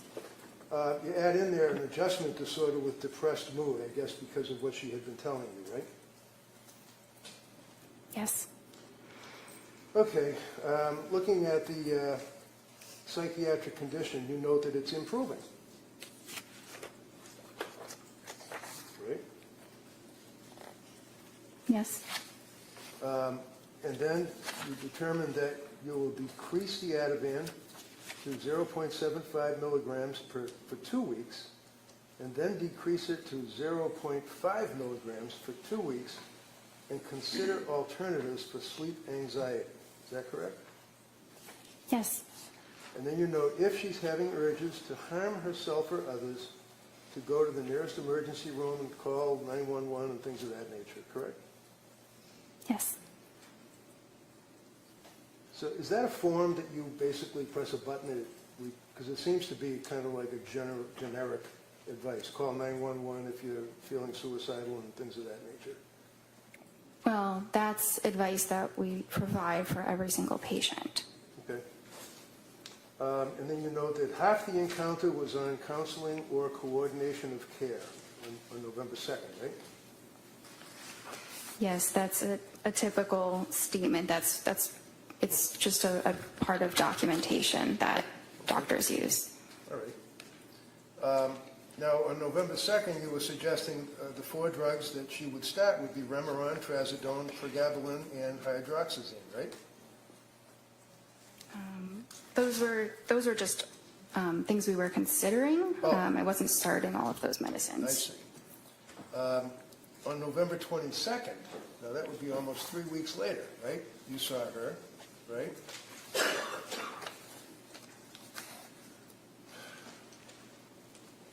And did you ask her about whether or not she was still having suicidal thoughts or worrying about suicidal thoughts, for example? Did you ask her that? Yes. And how do you know that? Because the box is checked? It's written in my note. What does it say? Patient denies SI. Okay. What did you ask her about that? I don't remember the exact words, but I know that I asked about that. Did you ask her about how things were going at home with her mother and father staying there? That I don't remember. I didn't document how her parents were doing. Okay. Well, I don't really care about how her parents are doing. I'm asking about whether or not you asked her how it was working out while her parents were there helping out. If you did, fine. If you didn't, that's fine too. Yeah, I don't think that I did. In this Okay. appointment, sorry. Okay, that's all. Fine. December 1st was the next appointment, correct? And you can look at the interval history. Yes. Now, on that December 1st appointment, this is after she had transferred to South Shore. Yes. She disclosed to you that she had been seeing South Shore, right? Yes. We already talked about the fact that you never got the records from South Shore, so you don't know, other than what Lindsay reported to you, what medications she was on, right? Right. I knew what she was telling me. Right, and she told you that she was doing the Ativan taper, right? Well, she said she had tried doing that, but that then she was having worse sleep. Having difficulty sleeping is what she indicated to you, right? Yes. And she tried other meds that you had suggested, but stated that she was having difficulty with those meds, including trazodone, right? Well, the trazodone she didn't have a problem with. It just didn't seem like it was particularly helpful. Right. Did you prescribe the trazodone or somebody else? This was somebody else. So do you know what the milligrams were that she was on? It says she tried between 50 and 150 milligrams. All right. Now, did she at some point try Remeron? She said that she did.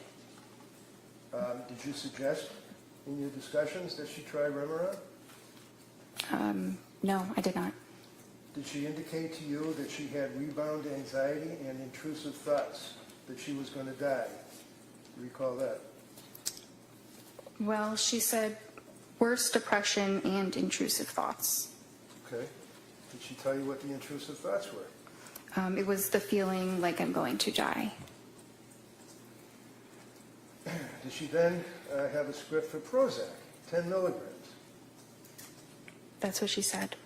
And she said that she couldn't sleep and had worse sleep, so that had to be stopped, right? Yes. Then she was on Klonopin, right? Yes. And what is Klonopin? It's a benzodiazepine. And on December 1st is when she told you, again, that she was close to having suicidal ideation, feeling hopeless. You recall that? Yes. Now, on the interval history, on that date, you indicated that she can't sleep, she's panicking, she had worse depression, intrusive thoughts, she was numb, nothing mattered, I feel like I'm going to die, denies suicidal ideation, but, quote, yesterday, close to it, feeling hopeless. Did you give her therapy and validations after she told you that? I believe that I did. What did you do? You got a woman that's telling you that she's hopeless. She doesn't care if she dies. Can't sleep. What did you do to validate on your therapy? Well, I told her that this was something that we could address, that there was hope, that there were treatments, and there are different types of treatment programs that are more supportive, like partial hospitalization programs. So she knew that she still had options and a reason to hope. Did you ever suggest to her that maybe you ought to come in and see me rather than talk on the computer? Talking with her over the video did not seem like an issue. It didn't seem like there was anything that I was missing or that there was any need to see her in person. Now, you'd agree with me that in December of 2022, COVID was all done, right? It wasn't completely all done. Were you still nervous about dealing with people and wearing masks and stuff, or were you waiting to sit down and talk to somebody face to face? We were definitely feeling more comfortable about being face to face with people, but I think, it was still something that we thought about. You discussed trying Seroquel with her at that point, right? I didn't really discuss it. She had told me that was something that she had discussed with her other provider. So looking at your notes, does it say also discussed trying Seroquel alone tonight? Your notes say that? It says yes, but I wasn't making a recommendation about the Seroquel. It was just a medicine I was providing her more information on. So you were telling her about the Seroquel? You're providing information? Yes, we were talking about the Seroquel Right. Why? because her other provider had recommended that she started it. What is Seroquel? It's an antipsychotic.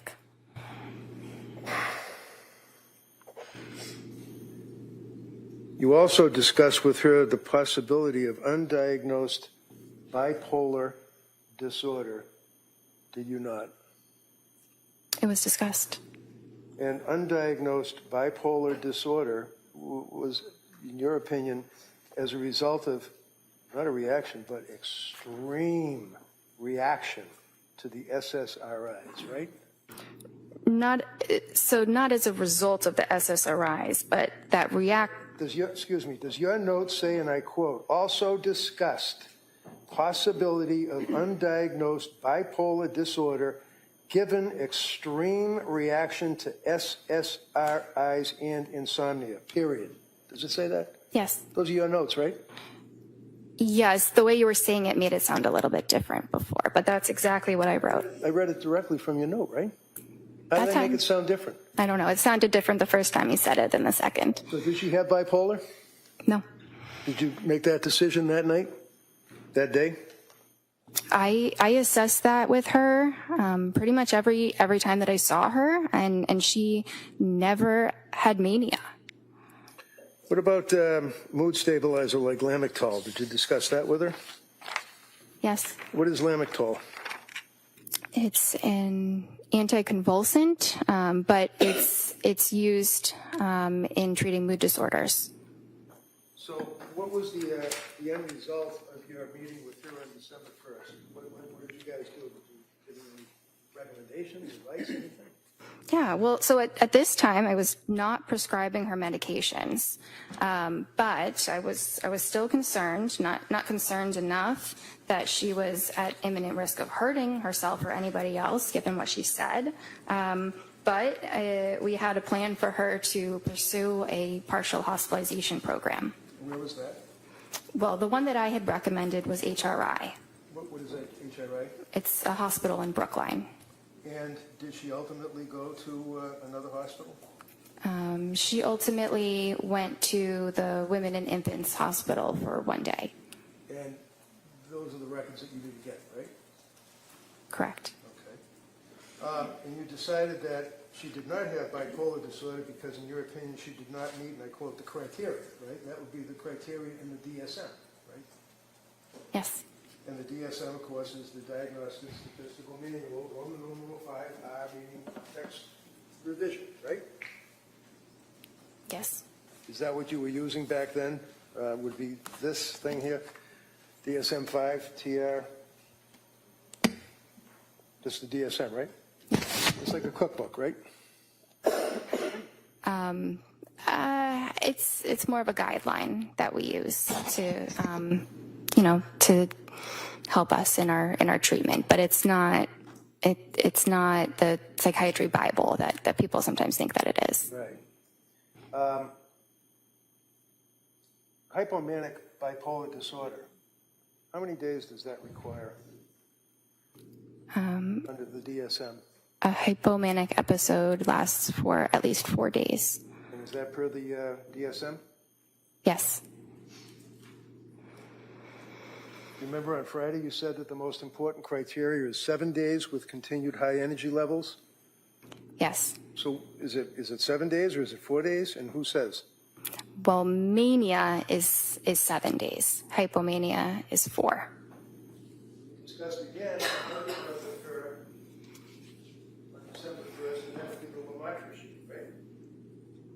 Yes. And do you know in your records that she indicated that she was really struggling? And it was as a result of that you recommended that hospital program, correct? Yes. You agree that she had, in your opinion, a severe mental disturbance at that point that was manifesting itself? She had a maybe moderate heading towards severe. Moderate, heading towards severe mental issue, okay. You'd agree with me that she had increased anxiety, right? Yes. She had very, very increased depression, right? Well, she did. She said Okay, so as you since answer the this, Ramadan. just answer yes or no. I'm sorry. I was just trying to check the record. Okay, you can check the record all you want, but if I ask you a question respectfully, can you just not go on and ramble? Answer yes or no, that's all. It's sometimes impossible to do that. Oh, There's right. Listen, here, if you can't answer yes or no, just say you can't answer yes or no. If you can answer yes or no, answer it yes or no. That's how we do it, all right? okay. Thank you. Now, mental issues like anxiety that was diagnosed, the depression that was diagnosed, and the fact that she indicated yet again that she was close to suicidal ideation, quote, worried about suicidal thoughts, but you indicated that she wasn't suffering from suicidal ideation on that date. Is that fair? She denied it. But she told you that she was worried about suicidal ideation and having suicidal thoughts, right? Well, this was the time she said she was worried that she was close to having suicidal thoughts. So did you ask her what does that mean? Does that mean that she's standing at the edge of the stairs and she's thinking about falling down the stairs, or what? What does that mean? I'm close to suicidal ideation. So I asked about that, and that's when she said she described it further as using the word hopeless.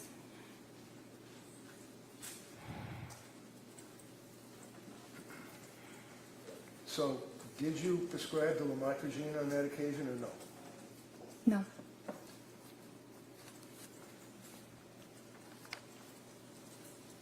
On December 16th, that's the next appointment she had, right? Yes. That'd be 2 weeks later, right? Yes. She was still not well, correct? She told you she was having a really rough time. She was sleeping, but she was still feeling very poorly. In your notes, does it say that she was having a really rough time? Yes. So when I asked you, if your notes reflected that she said she was having a really rough time, why do you feel compelled to say she was sleeping? Objection. Overruled. It's an important detail. Yeah, I guess. How about the rough time? What did that mean? What were the symptoms of having a really rough time for this kid? Do you want me to? Yeah, I'd like you to answer that.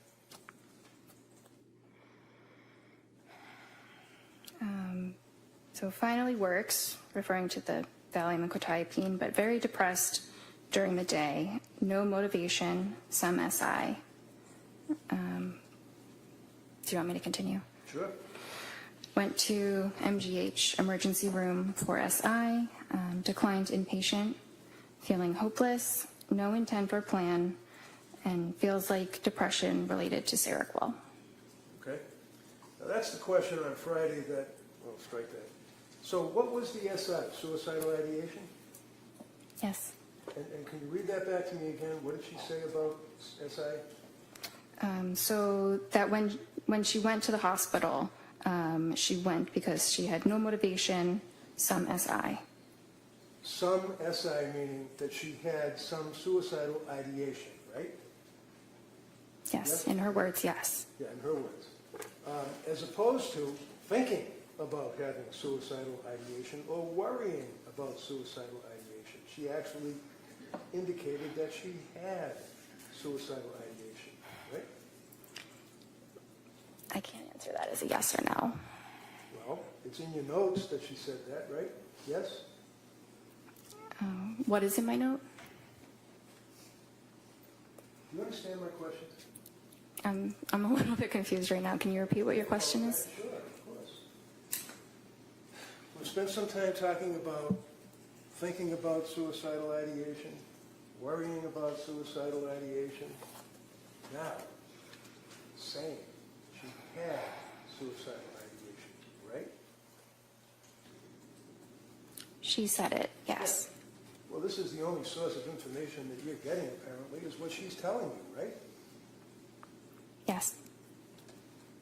So what suicidal ideation did she have? Was she thinking of cutting her throat? Was she thinking of throwing herself off a building or running out in front of a car? What? No. What was she thinking of?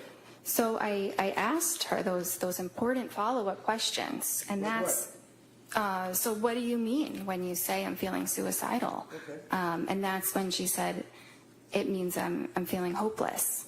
And then I asked, do you have intention of hurting yourself? Do you have a plan for hurting yourself? And she denied those. And that's where you left it? I mean, I'm sure more was said, but that's the most important part of that clinical encounter. And did you give her therapy by the computer on that date, too? Yes. What did you do for therapy about her suicidal ideation and saying she wanted to kill herself? Well, we explored what that meant, and what to do if you're feeling that way. To do what? Call 911? To go to the emergency room. Did you discuss prescribing Seroquel to her, or was she getting Seroquel? Did Seroquel enter into your discussion at all? We talked about it. I was not prescribing it for her. What is Seroquel? That's an antipsychotic.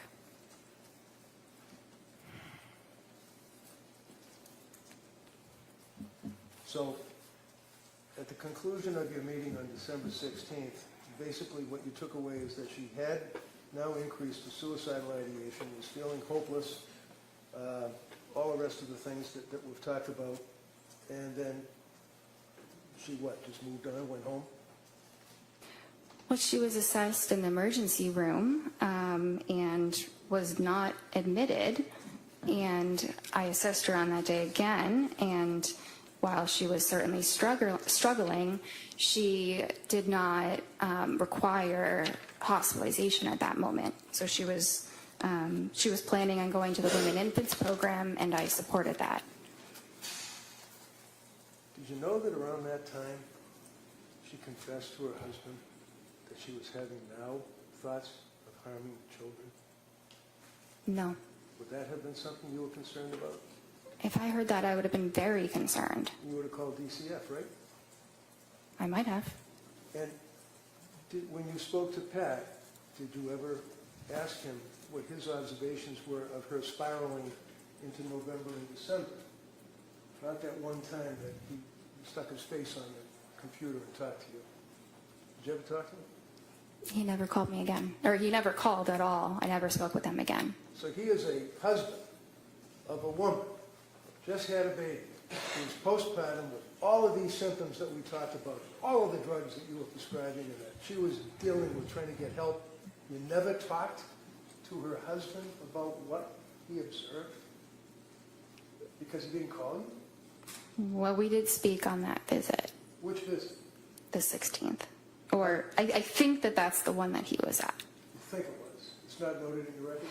It's not noted, but I remember some of what we talked about, and so in reading that record, it seems like that's the likely one that he was at.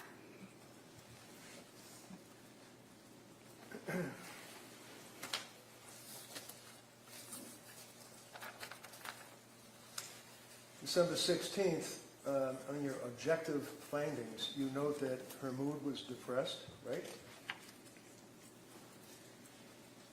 Yes. what does that mean? Did she just say, I'm depressed, or did she give you symptoms? I mean, you checked the little box. Yeah.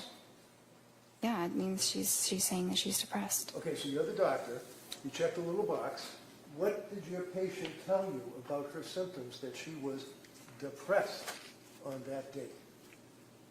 Was she crying? Was she able to get out of bed? Was she worshiping at the porcelain god? What was going on in her life?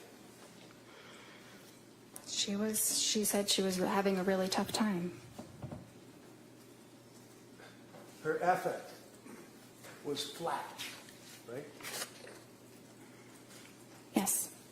And again, depressed, you check it off twice. One under mood and one under affect, right? Yes. And then next page it says recent lab work. That wouldn't be blood testing, would it? Does ASTA do blood testing? We don't have a phlebotomist or a lab, no. Well, why does it say recent lab work typed into your form where you check off the little boxes? And that's something that auto-populates. It's a template that, It's a what? many different, it's a template. The whole node is something that psychiatrists or probably all across the country use. Probably. You can't diagnose someone's illness by a template, though, can you? No, You filled in, no lab results were found, right? there were none in the computer. Yes, I didn't type that in though. It So who typed it in? auto-populated. It was auto-populated. So on the next page where it talks about symptom goals, treatment goals, I'm sorry, symptom reduction and improve functioning. What does that mean? Symptom reduction is to have fewer mental health symptoms, and improved functioning means improved day-to-day life functioning, things that she's doing in her daily life. Really? Did you tell her all that? You get Yes. a young woman that's obviously mentally ill, very sick. She's deteriorated, whether you like that word or it's automatically imported. What, on that date, did you do? Never mind all those words you just said. What did you tell her on the television or the computer? I told her to go to the partial hospitalization program, and if she was having more suicidal thoughts again, or felt like she was at risk of hurting herself or anybody else, that she should go immediately to the emergency room. How long did that meeting take? Probably about 30 minutes. And was that the therapy that you provided, telling her to go to the emergency room? That was probably a component. So the plan, excuse me, on December 16th was to follow up with women and infants, right? Yes. Did she? Yes. Do you know when? I don't know exactly the day. Shortly after. Then you were considering a brexanolone infusion, right? That's the Zolresso. That's the same thing in Rhode Island. Yeah. Okay. And that didn't go anywhere, right? That's No. It says start lamictal, 25 milligrams daily, right? Yes. Continue Seroquel, right? What was the milligram for the Seroquel up to at this point? Well, she had told me it was 200. Well, That was was it? that. I did not write that prescription, so that's what her provider had prescribed her. Okay, so you can ask somebody to show me the pill bottle. You can ask somebody to show me the CVS receipt. You can ask somebody that you can call to verify, right? I could. Yeah. But anyway, she said that she was on Seroquel 200 milligrams, right, and had stopped with the Valium, right? Yes. And then you go on with that form thing saying if you have urges to harm yourself or others, you got to call 911, crisis hotlines, and everything else, right? That's the next two paragraphs that are in that report, right? Yes. Was her mother and father still staying with her on December 16th, if you know, with Pat and the kids? I'm not sure. Did you ever ask anybody other than her how she was doing? I asked her husband when he was at the appointment. Yeah, that's the other appointment. How about now? We're talking December 16th into the month of December. Did you ever ask anyone how she was doing? Well, I think he was at that visit. You think he was at the visit? How did he tell? What did he say to you about how she was doing? He said she wasn't doing well. She's got an objection. Right. Objection. Overruled. Go ahead. He said she wasn't doing well. Anything else?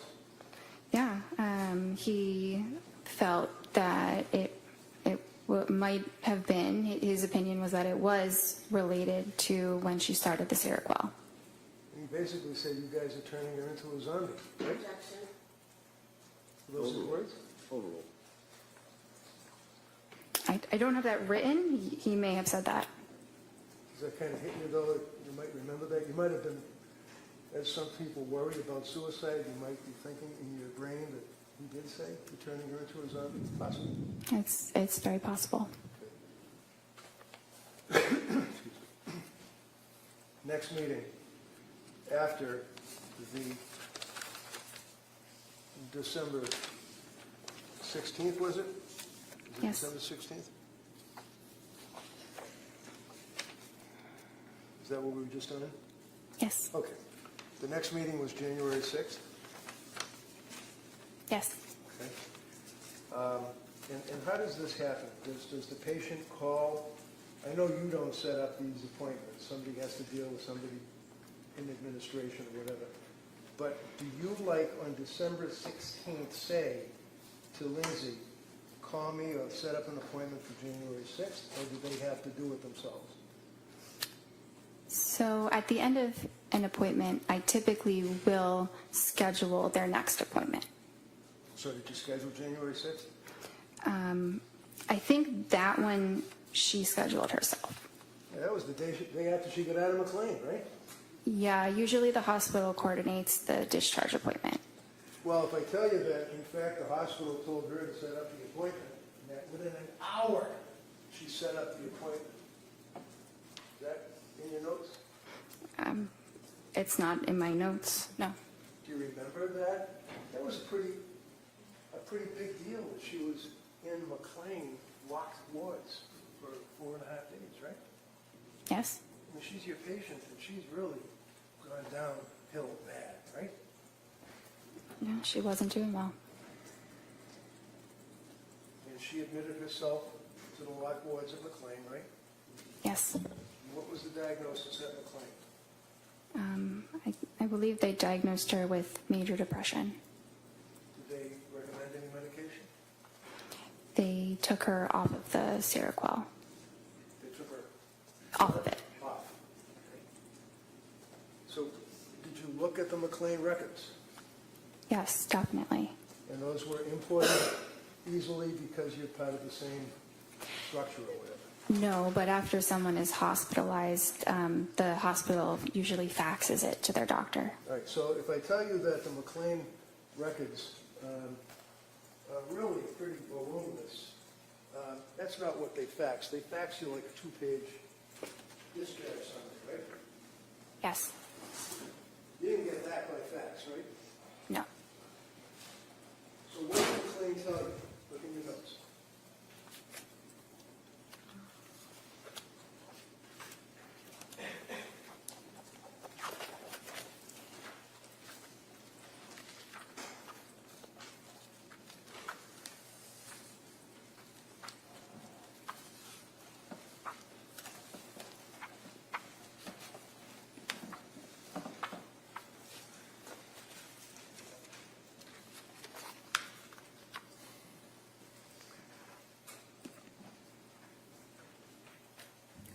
Which part do you want me to read? Did you ever have her sign a release from McLean? Did you ever get access to the McLean records?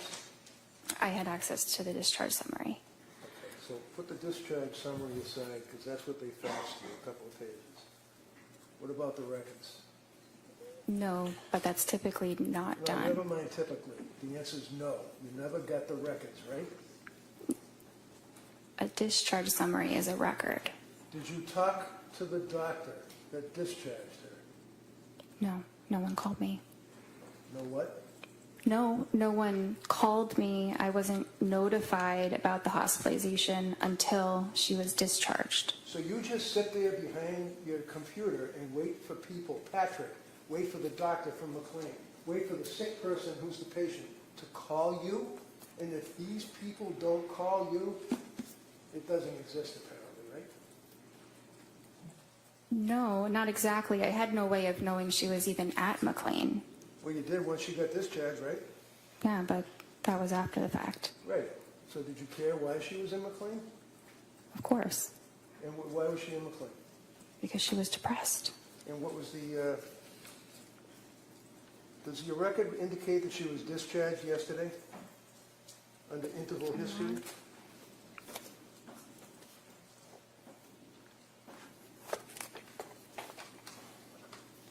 Yes.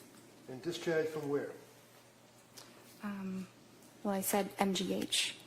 Is that Mass General Hospital? Yes. And she was currently on trazodone? Yes. She indicated that the goal was to come off Seroquel, Yes. and she described herself as still being very numb. Yes. She couldn't sleep, right?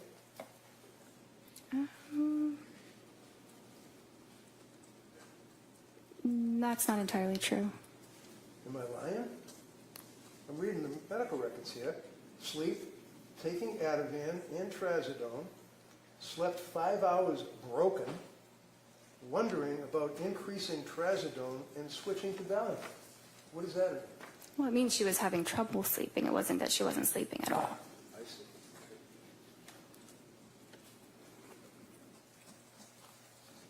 So was the trazodone increased at that point? Yes.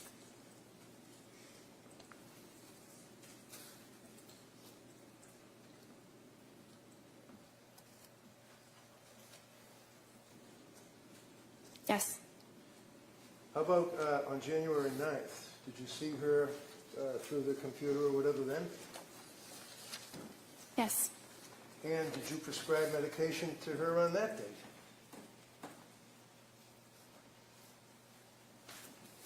Yes. And was that diazepam? Yes. 14 count, 1 milligram? No, I'm sorry. 14 count, 5 milligram. That sounds right. Okay. Did you also, on January 12th, 3 days after January 9th meeting, prescribe additional medication to her? I'm not sure. I don't have a record from January 12th. Do you recall on January 12th that, in fact, you prescribed trazodone 150 milligrams, 30 count? Yes. 3 days later, or a couple of days later, January 16th, you recall prescribing amitriptyline. Yes. What is amitriptyline? It's a tricyclic antidepressant. What does a tricyclic antidepressant mean? Well, it's an older antidepressant. It's called a tricyclic because it has 3 rings. If you look at the chemical itself, like a tricycle, but it's an older but efficacious medicine for depression and anxiety as well as insomnia. On January 16th, look at your interval history. She indicated to you that her mood was very low, no motivation, Yes. numb, Yes. able to force herself out of bed, taking care of basics, eating, concentration fine, caring for baby, bonding feels forced. Is that what she told you? Yes. Through the computer, right? Yes. what did that tell you? Were you concerned about this woman postpartum well within the year from the CDC at that point with these symptoms that she's telling you about? I was concerned that she was depressed. And in all of the times that you spoke to her, you'd agree with me that she appeared to be honest and forthright, telling you what she felt, right? That's what I thought she was, yes. Do you have any reason to think that she was lying to you? No. Diazepam taper on January 16th, 5 milligrams last 2 nights, slept for 4 hours, and then a light sleep, maybe 2 hours, stretches.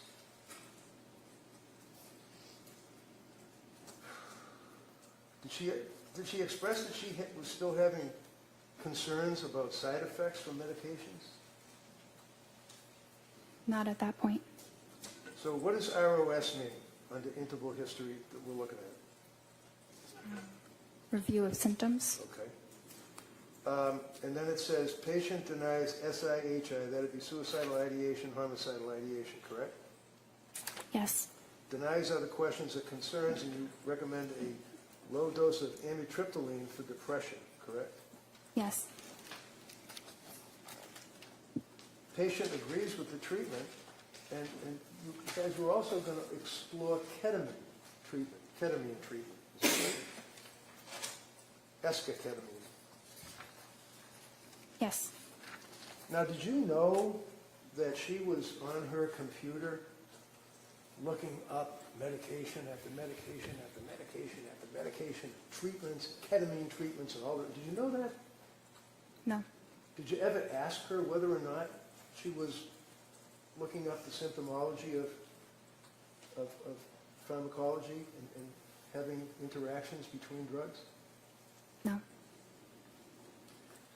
January 23rd,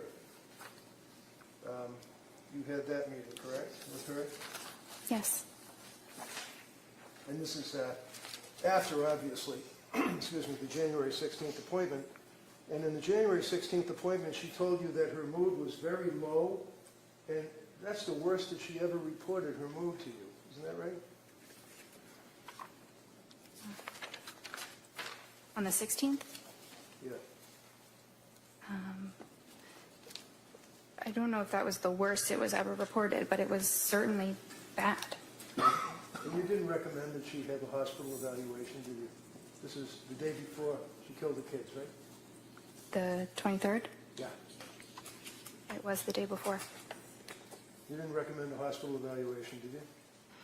No, there were no, The answer is no? no? They'll ask you all the questions they want. Okay. Your answer is no. January 23rd, Friday, you testified that she said her mood was depressed, and you noted that her affect was depressed and flat, right?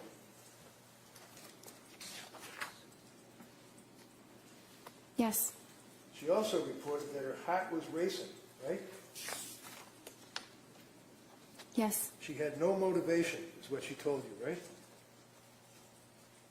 Yes. She told you that she had been feeling, numb and no emotion for 17 days straight, is what she told you, right? I'm not sure about 17 days straight, but that's how she was feeling. You didn't reach out to her mother and father at that point? They didn't call you, I guess, right? No. And Patrick didn't call you at that point, right? No. So she's sitting in front of her computer, getting help from her doctor on January 23rd. And what did you do? Well, I thought about how I could best help her, the medicines that she'd tried and what her current symptoms were, and it made sense to slowly titrate the amitriptyline so that we could get her to a dose that reduced her depression so that she would feel better. But you increased the amitriptyline. Yes. That pushed her over the edge, didn't it? I don't think so.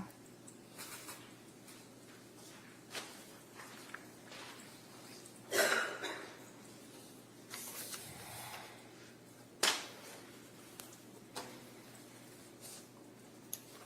all I have. All right. Members of the jury, we're going to take the afternoon recess at this time, all right? Court, all rise. Jury, please sign the closing notebook.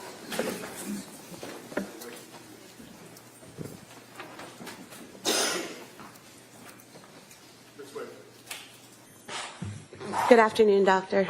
I apologize for my voice. If you can't hear me, just let me know. Okay. You were asked on cross-examination about your residency. At that point, you were already a doctor, correct? Yes. And during your residency, that was a 4-year period, correct? Yes. And you were saying that you treated patients during that time. Is that correct?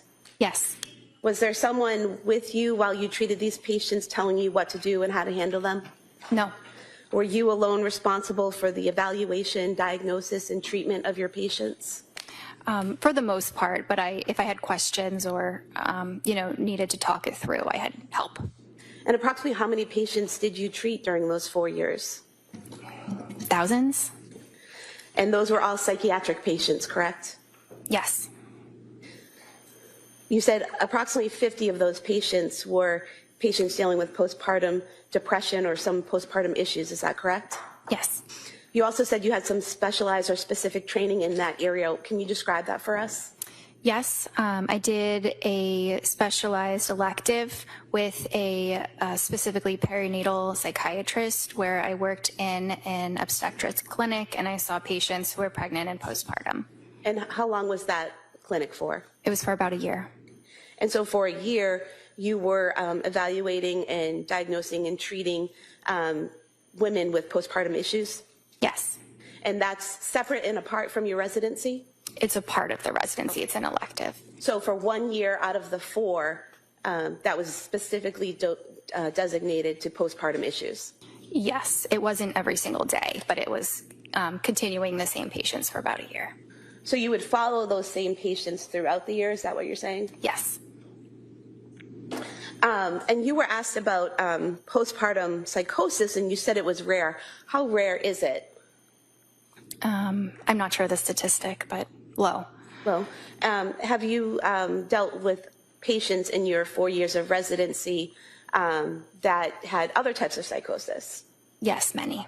And psychosis, whether it's from postpartum or some other mental illness, does it present the same or does it matter what the underlying illness is? I mean, it can present different based on the individual, but it's the same general disorder. And so what are the symptoms or signs that you look for to determine whether someone has psychosis? So you look at them, you assess their appearance, are they disheveled, and then you look at how cooperative they are, how they're engaging in your interview, are they answering your questions or maybe refusing to answer your questions, maybe being very aggressive. You look at their speech, whether they're speaking very fast, very loud, or the opposite, like maybe not really even speaking much at all. You look at what their thoughts are like, and we assess thoughts by what they're saying. That's how we know what people are thinking, and whether what they say makes sense linearly, or whether someone's jumping around and you can't follow them. We also assess the thoughts for their content. If someone is speaking about things that are very bizarre, things that are very paranoid, if someone is talking or making noises, or it seems like they're communicating with somebody that's not in the room, those are all things, behaviors that we assess for. So although you'd never treated someone with postpartum psychosis, you had evaluated, diagnosed, and treated people with other types of psychosis. Is that correct? Yes. Did you see any signs of psychosis in any of your interactions with Lindsay Clancy? No. Defense counsel mentioned that part of your residency was during COVID. Did mental health issues just stop during COVID? Of course not. They often got worse. And so it's fair to say you still kept busy seeing patients on a daily basis? Yes.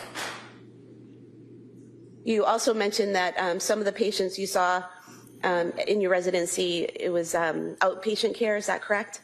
Yes. Is that similar to the care you were providing to Lindsay Clancy? Yes.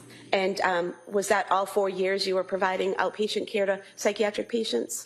For 3 of the 4.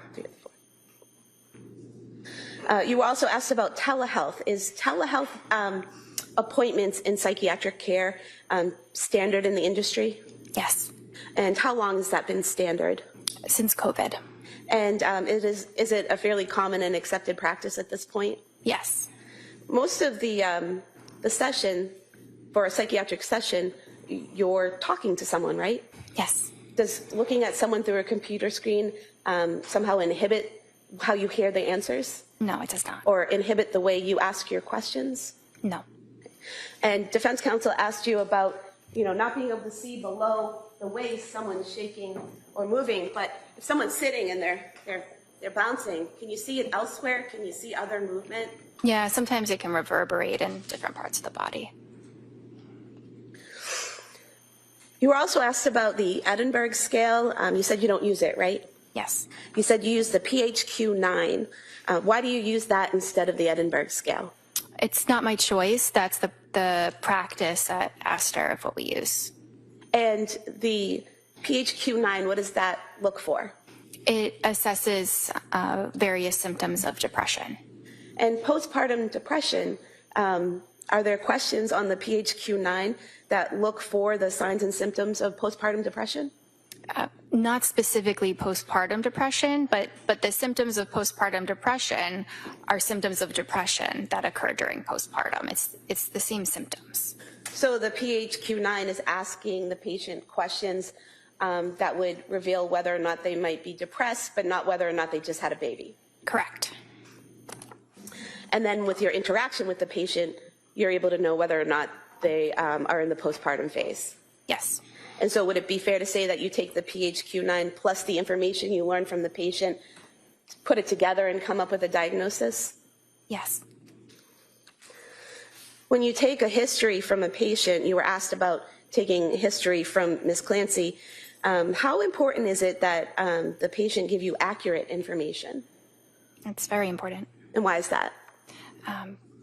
Well, that information is being used to make treatment decisions. And a lot of things can be assessed, the things that I described before. That's very helpful, but we can't see what someone else's thoughts exactly are. So the person does have to tell them to us.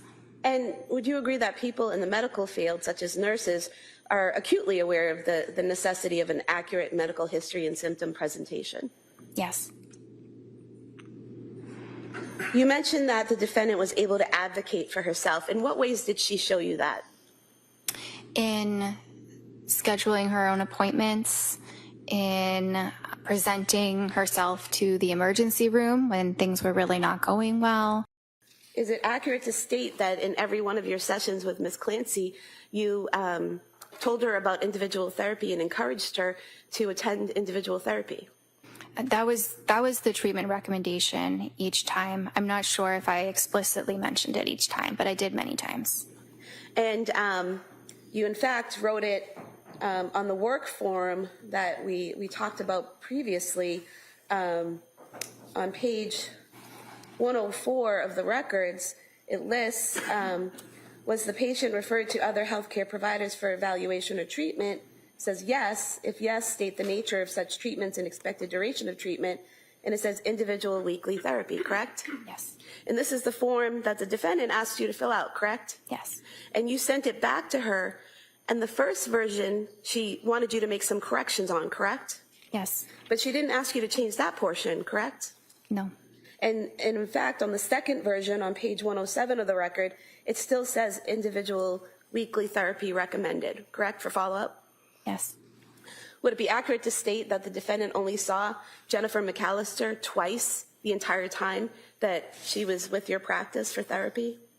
Yes. You were asked about Zoloft being used for general anxiety disorder. Is that a common drug used for general anxiety disorder? Yes. And why is that? Because it's effective and it's safe. You were also asked about the suicide warning on it, that there is a suicide warning. Is that for all ages? No. What ages or groups is that suicide warning for? It's really for children and adolescents. They do say up to 24 years, but it's really children and adolescents. Would it be accurate to state that the defendant was 32 years old when she saw you? That sounds right. Well, if you want to check the records, I can check. to be sure.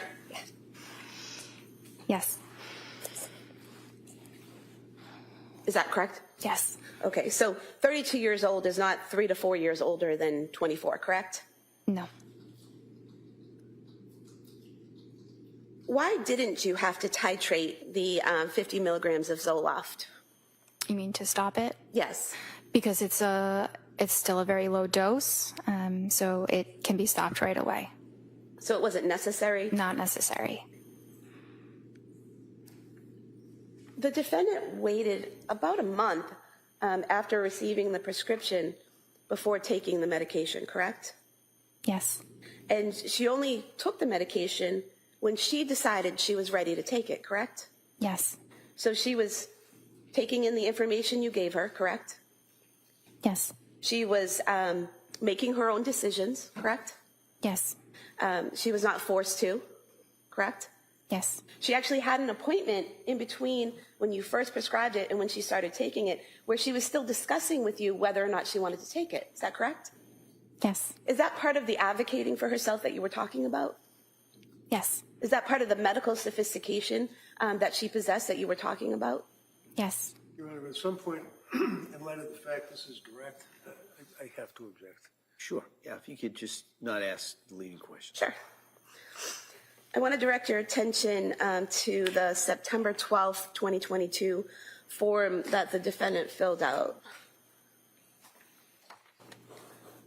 On page 16 of the record, we have different page numbers, We right? do, but if you just tell me what you're looking at, I can find it.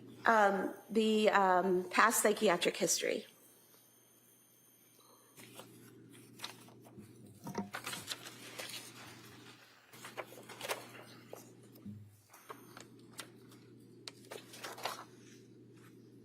Okay. What did she tell you, Ms. Clancy, tell you about the, where it says, if yes, list the reason and dates? What did she tell you? She said anxiety, September 2013 to September 2014, postpartum anxiety, May 2020. And on the following page, under the past or current psychiatric medications, which ones did she list? Prozac, 50 milligrams, and Wellbutrin, 100 milligrams. Is there a column there that says effective yes or no? Yes. What was the defendant's answer with whether or not Prozac was effective? Yes. What was her answer as to whether or not Wellbutrin was effective? Yes. Is there another column there that said experienced side effects? Yes. Did she check off any side effects experienced for Prozac? No. Did she check off any side effects experienced for Wellbutrin? No. Going to the October 20th, 2022 appointment.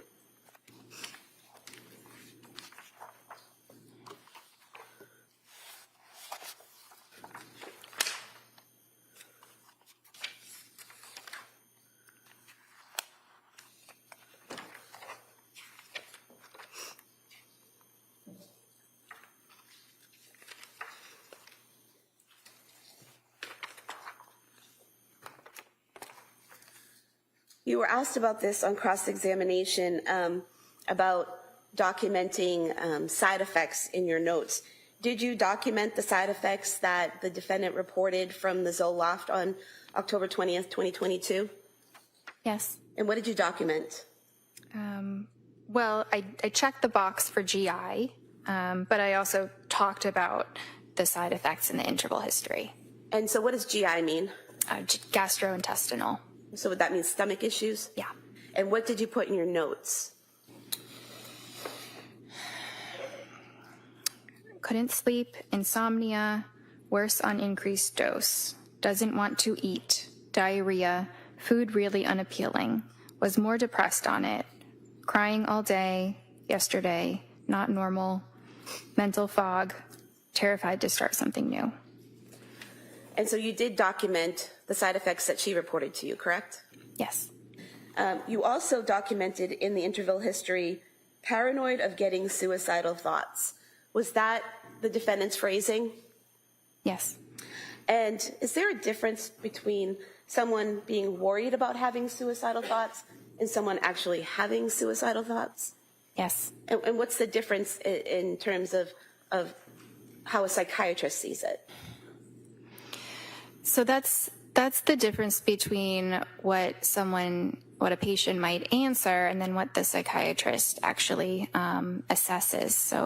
So say a patient might say they're having suicidal thoughts, but when they describe them, they're not actual suicidal thoughts. They're fears of suicidal thoughts. So that's the difference there. And I'm sorry, I think I forgot exactly what your question was. So what's the difference in your training and experience between someone having fears of suicidal thoughts and actually having suicidal thoughts? Well, so if it's a fear, then it means that they're not actually having suicidal thoughts. It's a negative. And does that affect the way you proceed with treatment? Yes, in some ways, yes. How?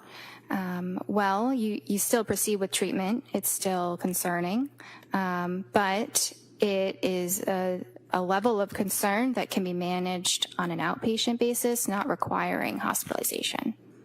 And so, according to the defendant, she was not yet having suicidal thoughts at that time. Yes. So when defense counsel asked you repeatedly why you didn't document how many times she had those thoughts, she hadn't had those actual thoughts yet, correct? Correct. That was later in December, is that right? Yes.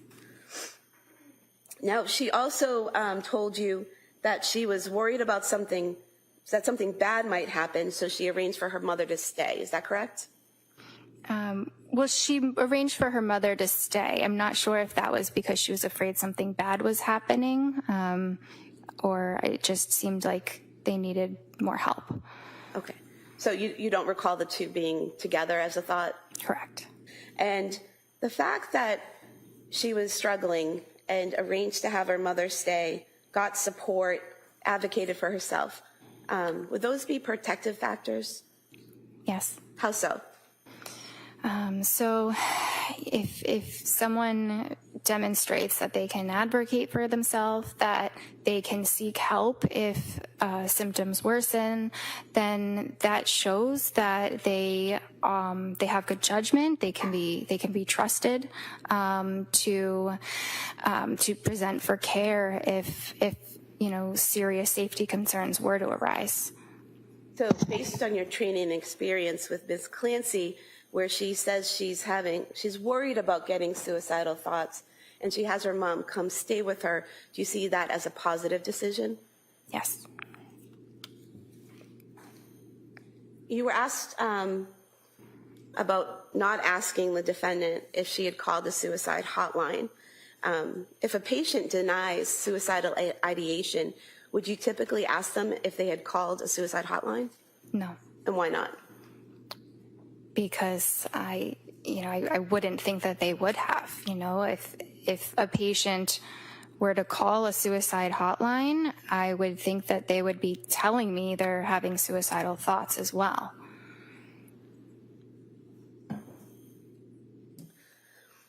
You were asked about prescribing hydroxyzine, Ativan, and Buspar. Did you tell the defendant how to take those medications? Yes. What were your instructions? So the Ativan was to take as needed for severe anxiety. The Buspar was to be an everyday medicine.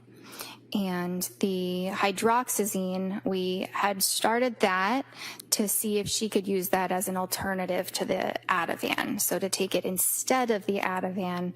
But if the if the hydroxyzine wasn't working, she still had the Ativan to use, it's stronger. So was there ever an instruction for her to take all three at the same time? No. And you were asked about the contraindications of Ativan and Benadryl. Do you recall that? Yes. Are there contraindications for taking the two together? It's not an absolute contraindication. You have to be careful that the person is not excessively sedated, meaning like they're so sleepy that it's hard for them to, engage in normal activities because they're so sleepy, or maybe they might feel a little bit dizzy. But it's not an absolute contraindication. You just have to monitor them. And is that one of the reasons that you prescribe the hydroxyzine? Sorry, is what one of the reasons? Is the fact that the two of them together, Ativan and Benadryl. Well, let me strike that question.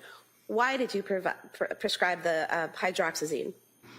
So she had been taking Benadryl, which is not a prescription medication. It's not classically within the scope of psychiatry, but it's very similar to hydroxyzine. So I thought that, hydroxyzine might be a better alternative than the Benadryl.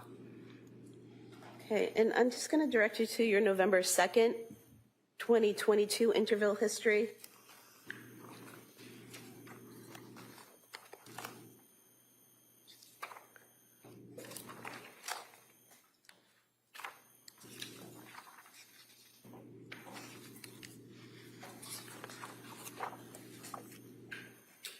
Now, would it be fair to say that on the November 2nd date, the defendant reported she was fine all day, evenings, bedtime, get anxious, Ativan helps, sleeping great on it, afraid to try something else, but knows it's not a long-term solution.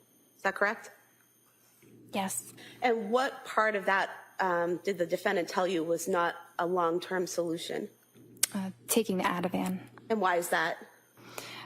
Because it was indicated for short-term use only. The people can struggle more with dependence if they're taking it for a very long period of time.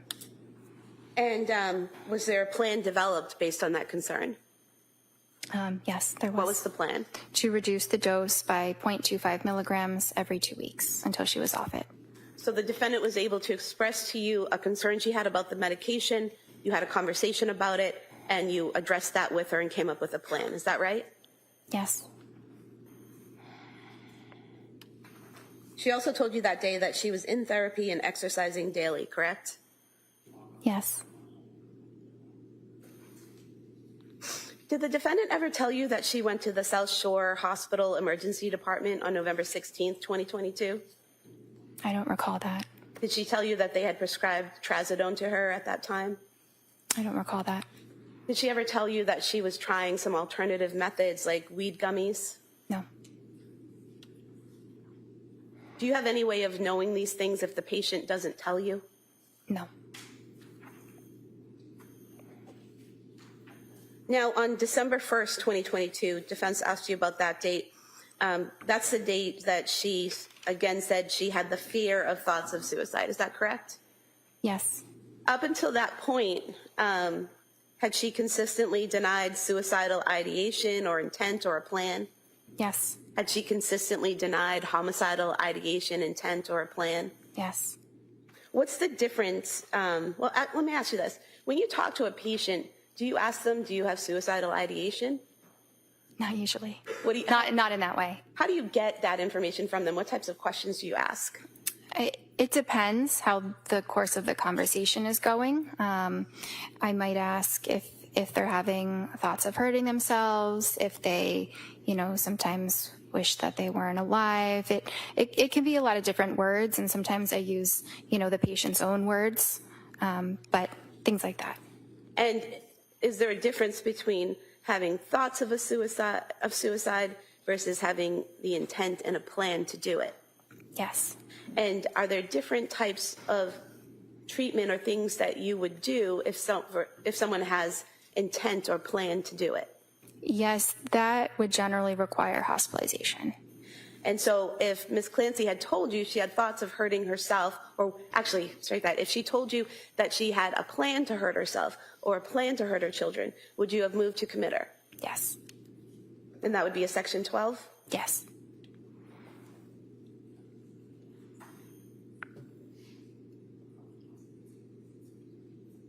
You were asked about the October 31st therapy session with Jennifer McAllister. And I know you weren't present from that, you're just going from the records. But you did say that in that session, the defendant denied suicidal ideation and homicidal ideation, correct? Yeah, that's what's documented. Would there be any reason, based on your training and experience, to do that further suicidal intent assessment? No. Why not? Because if someone is denying suicidal ideation, they're just going to deny every other detail about suicide. But that further evaluation, is that very specific questions about planning for suicide, how you do it, all of those things? Yes. You were also asked about evaluating the defendant for bipolar, and you said that she, based on your conversations with her, there were no signs of mania, correct? Correct. What are the types of questions you ask a patient to determine if they've experienced an episode of mania? Well, a lot of it is what I can see in the session. I might also ask about some of those symptoms, like decreased need for sleep, or racing thoughts, or increased risk-taking activities. But even if they're reporting those things, I would have to really see it for myself to diagnose that. And what would you see physically?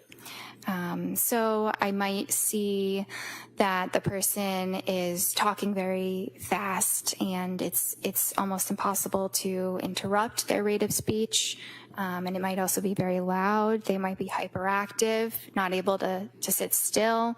They might be yelling and jumping from one thought to another without any linear connection between the thoughts. They might, I guess that's probably what I would observe in terms of behaviors.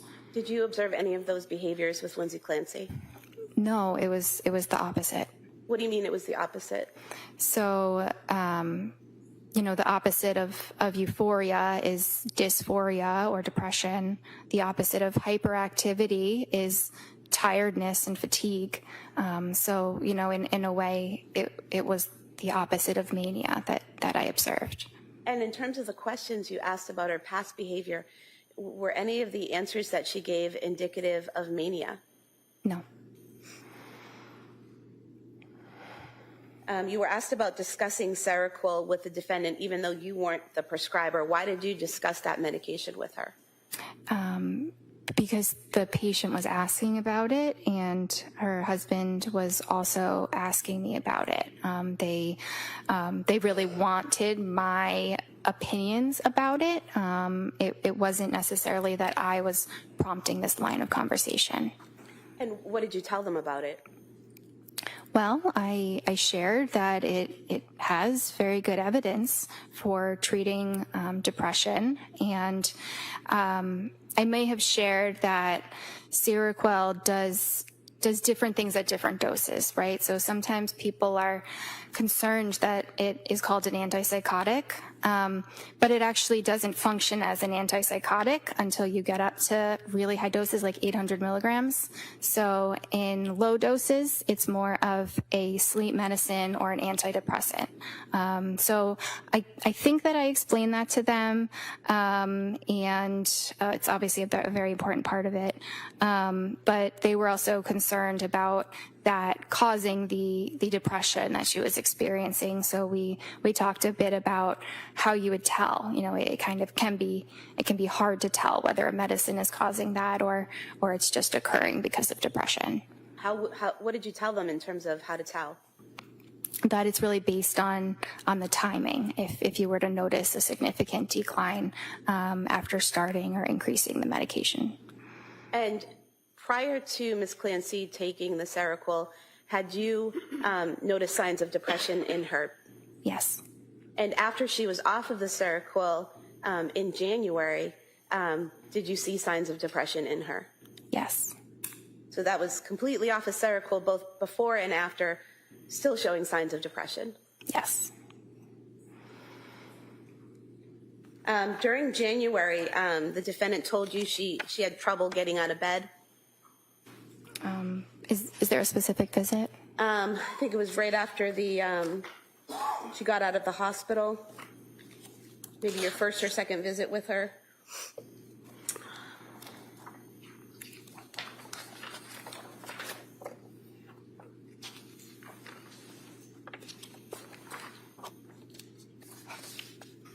I see that on the 16th, she did say that she was able to force herself out of bed and take care of basics, so on and so forth. Were you aware that she had gone to the Museum of Science with her family on January 8th and spent a few hours there interacting with the exhibits and the children? No. Were you aware on January 15th, the day before that session, she had been to the Cape Codder down in Hyannis with the family, interacting with the kids and going down little water slides and all of that? No. Were you aware that on January 14th, she watched all 3 kids while Pat went to a brunch and was fine? No. Were you aware that on January 16th, her husband took Cora skiing and she was alone with the boys all day and had no issues? No. You were asked about the thyroid and how that can affect mental health and postpartum. Were you aware that at both South Shore Hospital and Brigham and Women's Hospital, her thyroid limits were in normal range? No, I was not. You received a discharge summary from McLean Hospital? Yes. What's contained in the discharge summary? So it includes information about how the patient initially presented, what they said when they first came to the hospital, and their initial assessment from the psychiatrist that they spoke with. It talks a bit about their course, their treatment course, how things progressed, any changes that were made, and then it talks about how the patient appears on the day of discharge. Does it also include what medications they were prescribed and what the diagnosis might have been? Yes. And was that sufficient in terms of your review of the information that you needed for you to know about your patient at that time? Yes, that was a very helpful amount of information that I would typically review that amount of information for a patient after the hospital. Now, you were asked about your January 23rd, 2023 session with the defendant. Defense counsel asked if you had, recommended a hospital evaluation for her on that day, and you said no. Why not? Because she was completely denying any suicidal ideation or homicidal ideation. There were no signs of psychosis or mania, so there were no serious signs that her safety or that anyone else's safety was at risk. And during that session, did she ever tell you that she planned to harm herself or the children? No. If she had done that, what would you have done? I would have, it depends exactly how it would have played out. It would definitely include hospitalization. If the children were in immediate harm, it might include enlisting help from my staff so that they could call the police while I'm on the phone with her. I think it depends, but I would address it promptly. You were asked by defense counsel about the amitriptyline that you prescribed on January 16th, 2023. That initial prescription was for 10 milligrams, correct? Yes.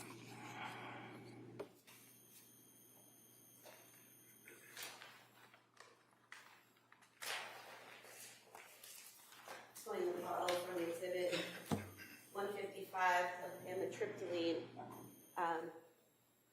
Would you agree with me that this shows that the prescription was filled on that same day, January 16th, 2023? Yes. And out of this pill bottle here, there were 30 pills in this prescription, correct? Yes. And there are 8 pills missing from this bottle. So filled on January 16th, 16th, 17th, 18th, 19th, 20th, 21st, 22nd, 23rd would be 8 days, correct? Mm-hmm. And on the 23rd is when you said she could raise it to 20 milligrams? Yes. So if there are only 8 pills missing, she never took that additional dose, correct? That's what I would think based on what you just said. So the amitriptyline, increasing it from 10 milligrams to 20 milligrams, wouldn't have pushed her over the edge, correct? Well, if she didn't take 20 milligrams, then that's correct.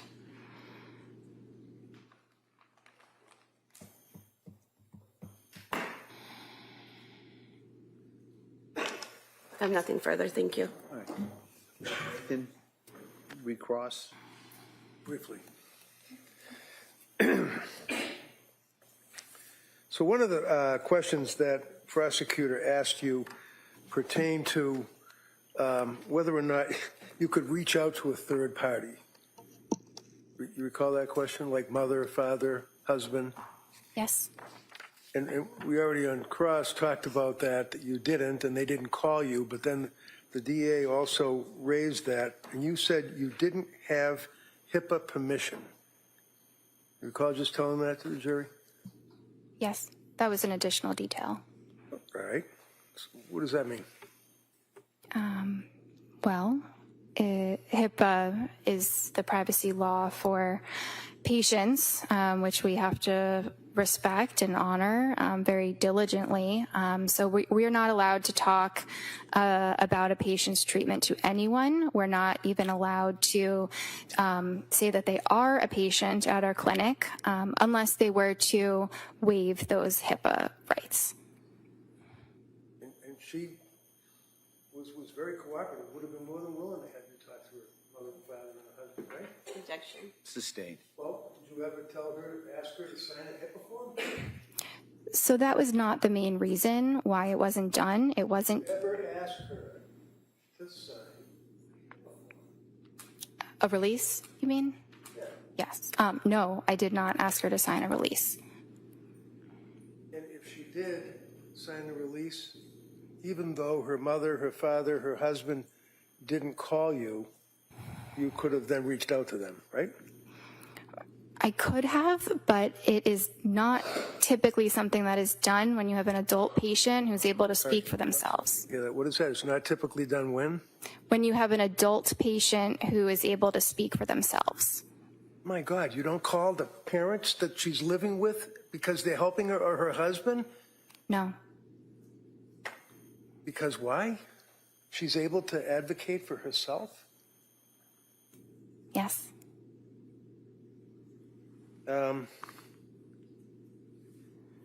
Prosecutor yet again raises the issue of the marijuana. You recall that question? Yes. She wasn't smoking marijuana, was she? She did not tell me she was smoking marijuana. Did she tell you that she was using marijuana? No. Did she tell you that she was using gummies? No. Did she, because gummies in plural is what the DA asked you, right? That she was using gummies? Yes. Now, I asked you about getting access to the woman and infants hospital records, which you did not. Which you did not, right? I did not. And we already went over that. You could have, if you asked for them with a HIPAA form, right? Objection. Didn't ask about those records. I don't care if she asked about the records. Beyond the scope. Overruled. You can ask that question. She asked you about marijuana gummies, right? Yes. Okay. Your Honor, I would offer the women and infants hospital records from Rhode Island dealing with Lindsay Clancy. No objection. Okay, they may be admitted. I just want to look at them at some point to make sure it's a clean copy. Sure, yeah. Before it goes to the jury, you can review it.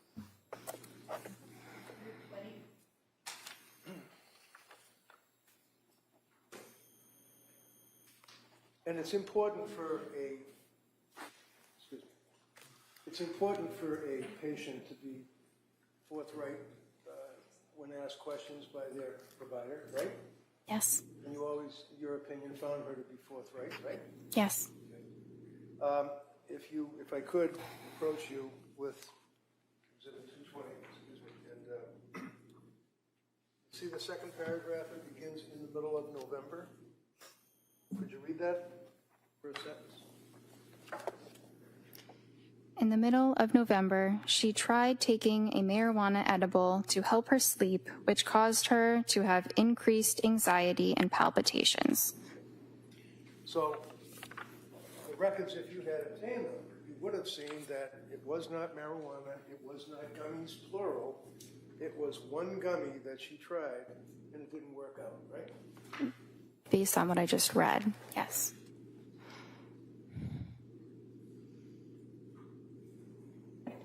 Then you told us that there's a difference between a thought of suicide versus a plan of suicide, one of which would result, in your words, were a commitment, right? Yes. What does that mean? Thought versus plan equals commit. A suicidal plan means that they are, they know exactly what they're going to do to end their life, what they're going to use, maybe when they're going to do it, they've researched it, and that presents an immediate threat, and that is something that would require hospitalization. District Attorney had asked you also about the thyroid levels, and you indicated, or she indicated that they were in the low range at Mass General Hospital, Reed, is that correct? I thought she said they were normal. Oh, I thought she said low, but normal or low, MGH, Mass General Hospital, right? Sorry, what's the question? District Attorney asked you whether reads. Do you remember that question? She said her thyroid had been tested. The question now is, do you remember that question that she asked you that you answered with no problem? Yes. Okay. And your response was that, my memory, as jurors it counts, that it was low reads, MGH, and South Shore Hospital. Is that right? I thought she said that it was normal, or within normal limits. Almost fine. We'll go with normal. So your memory is that there were thyroid blood level reads of Lindsay Clancy from 2 healthcare providers. Is that correct?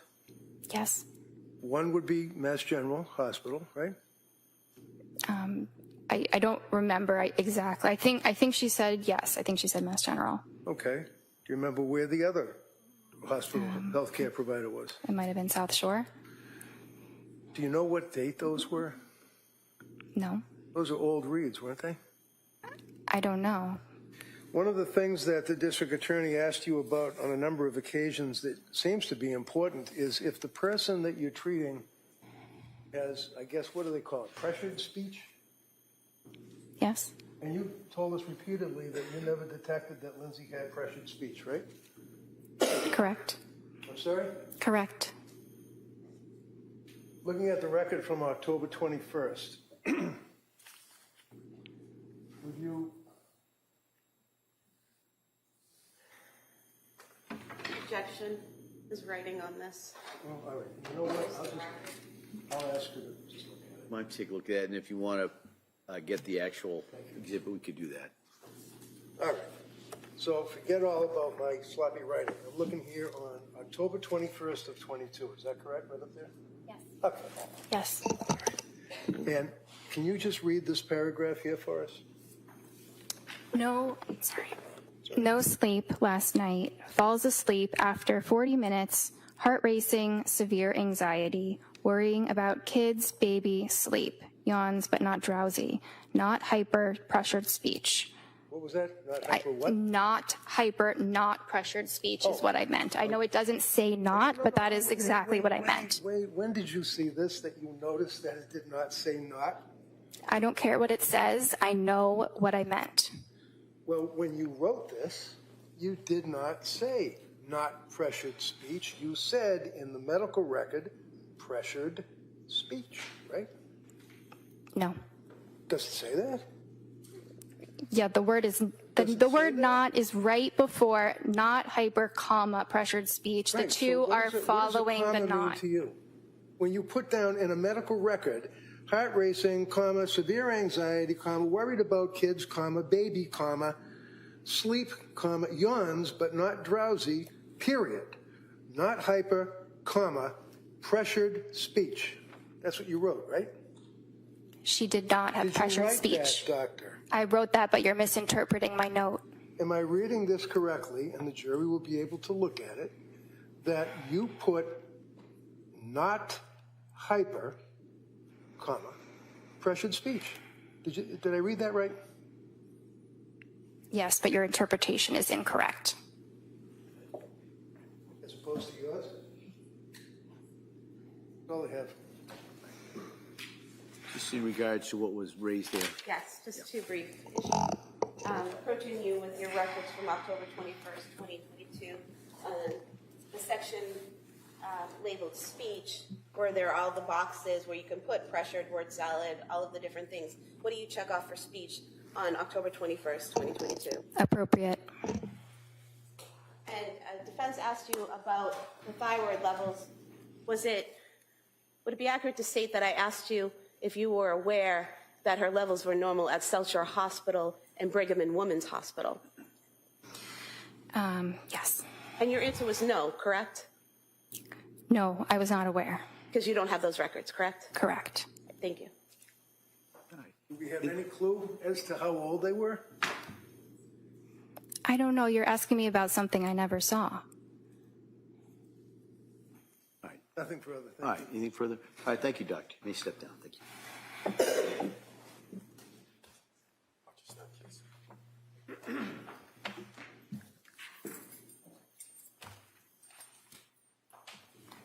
Your Honor, the Commonwealth would move to submit the certified copy of the Spalding rehabilitation records. No objection, that's by agreement. Okay. By agreement of counsel, the Spalding records will be introduced.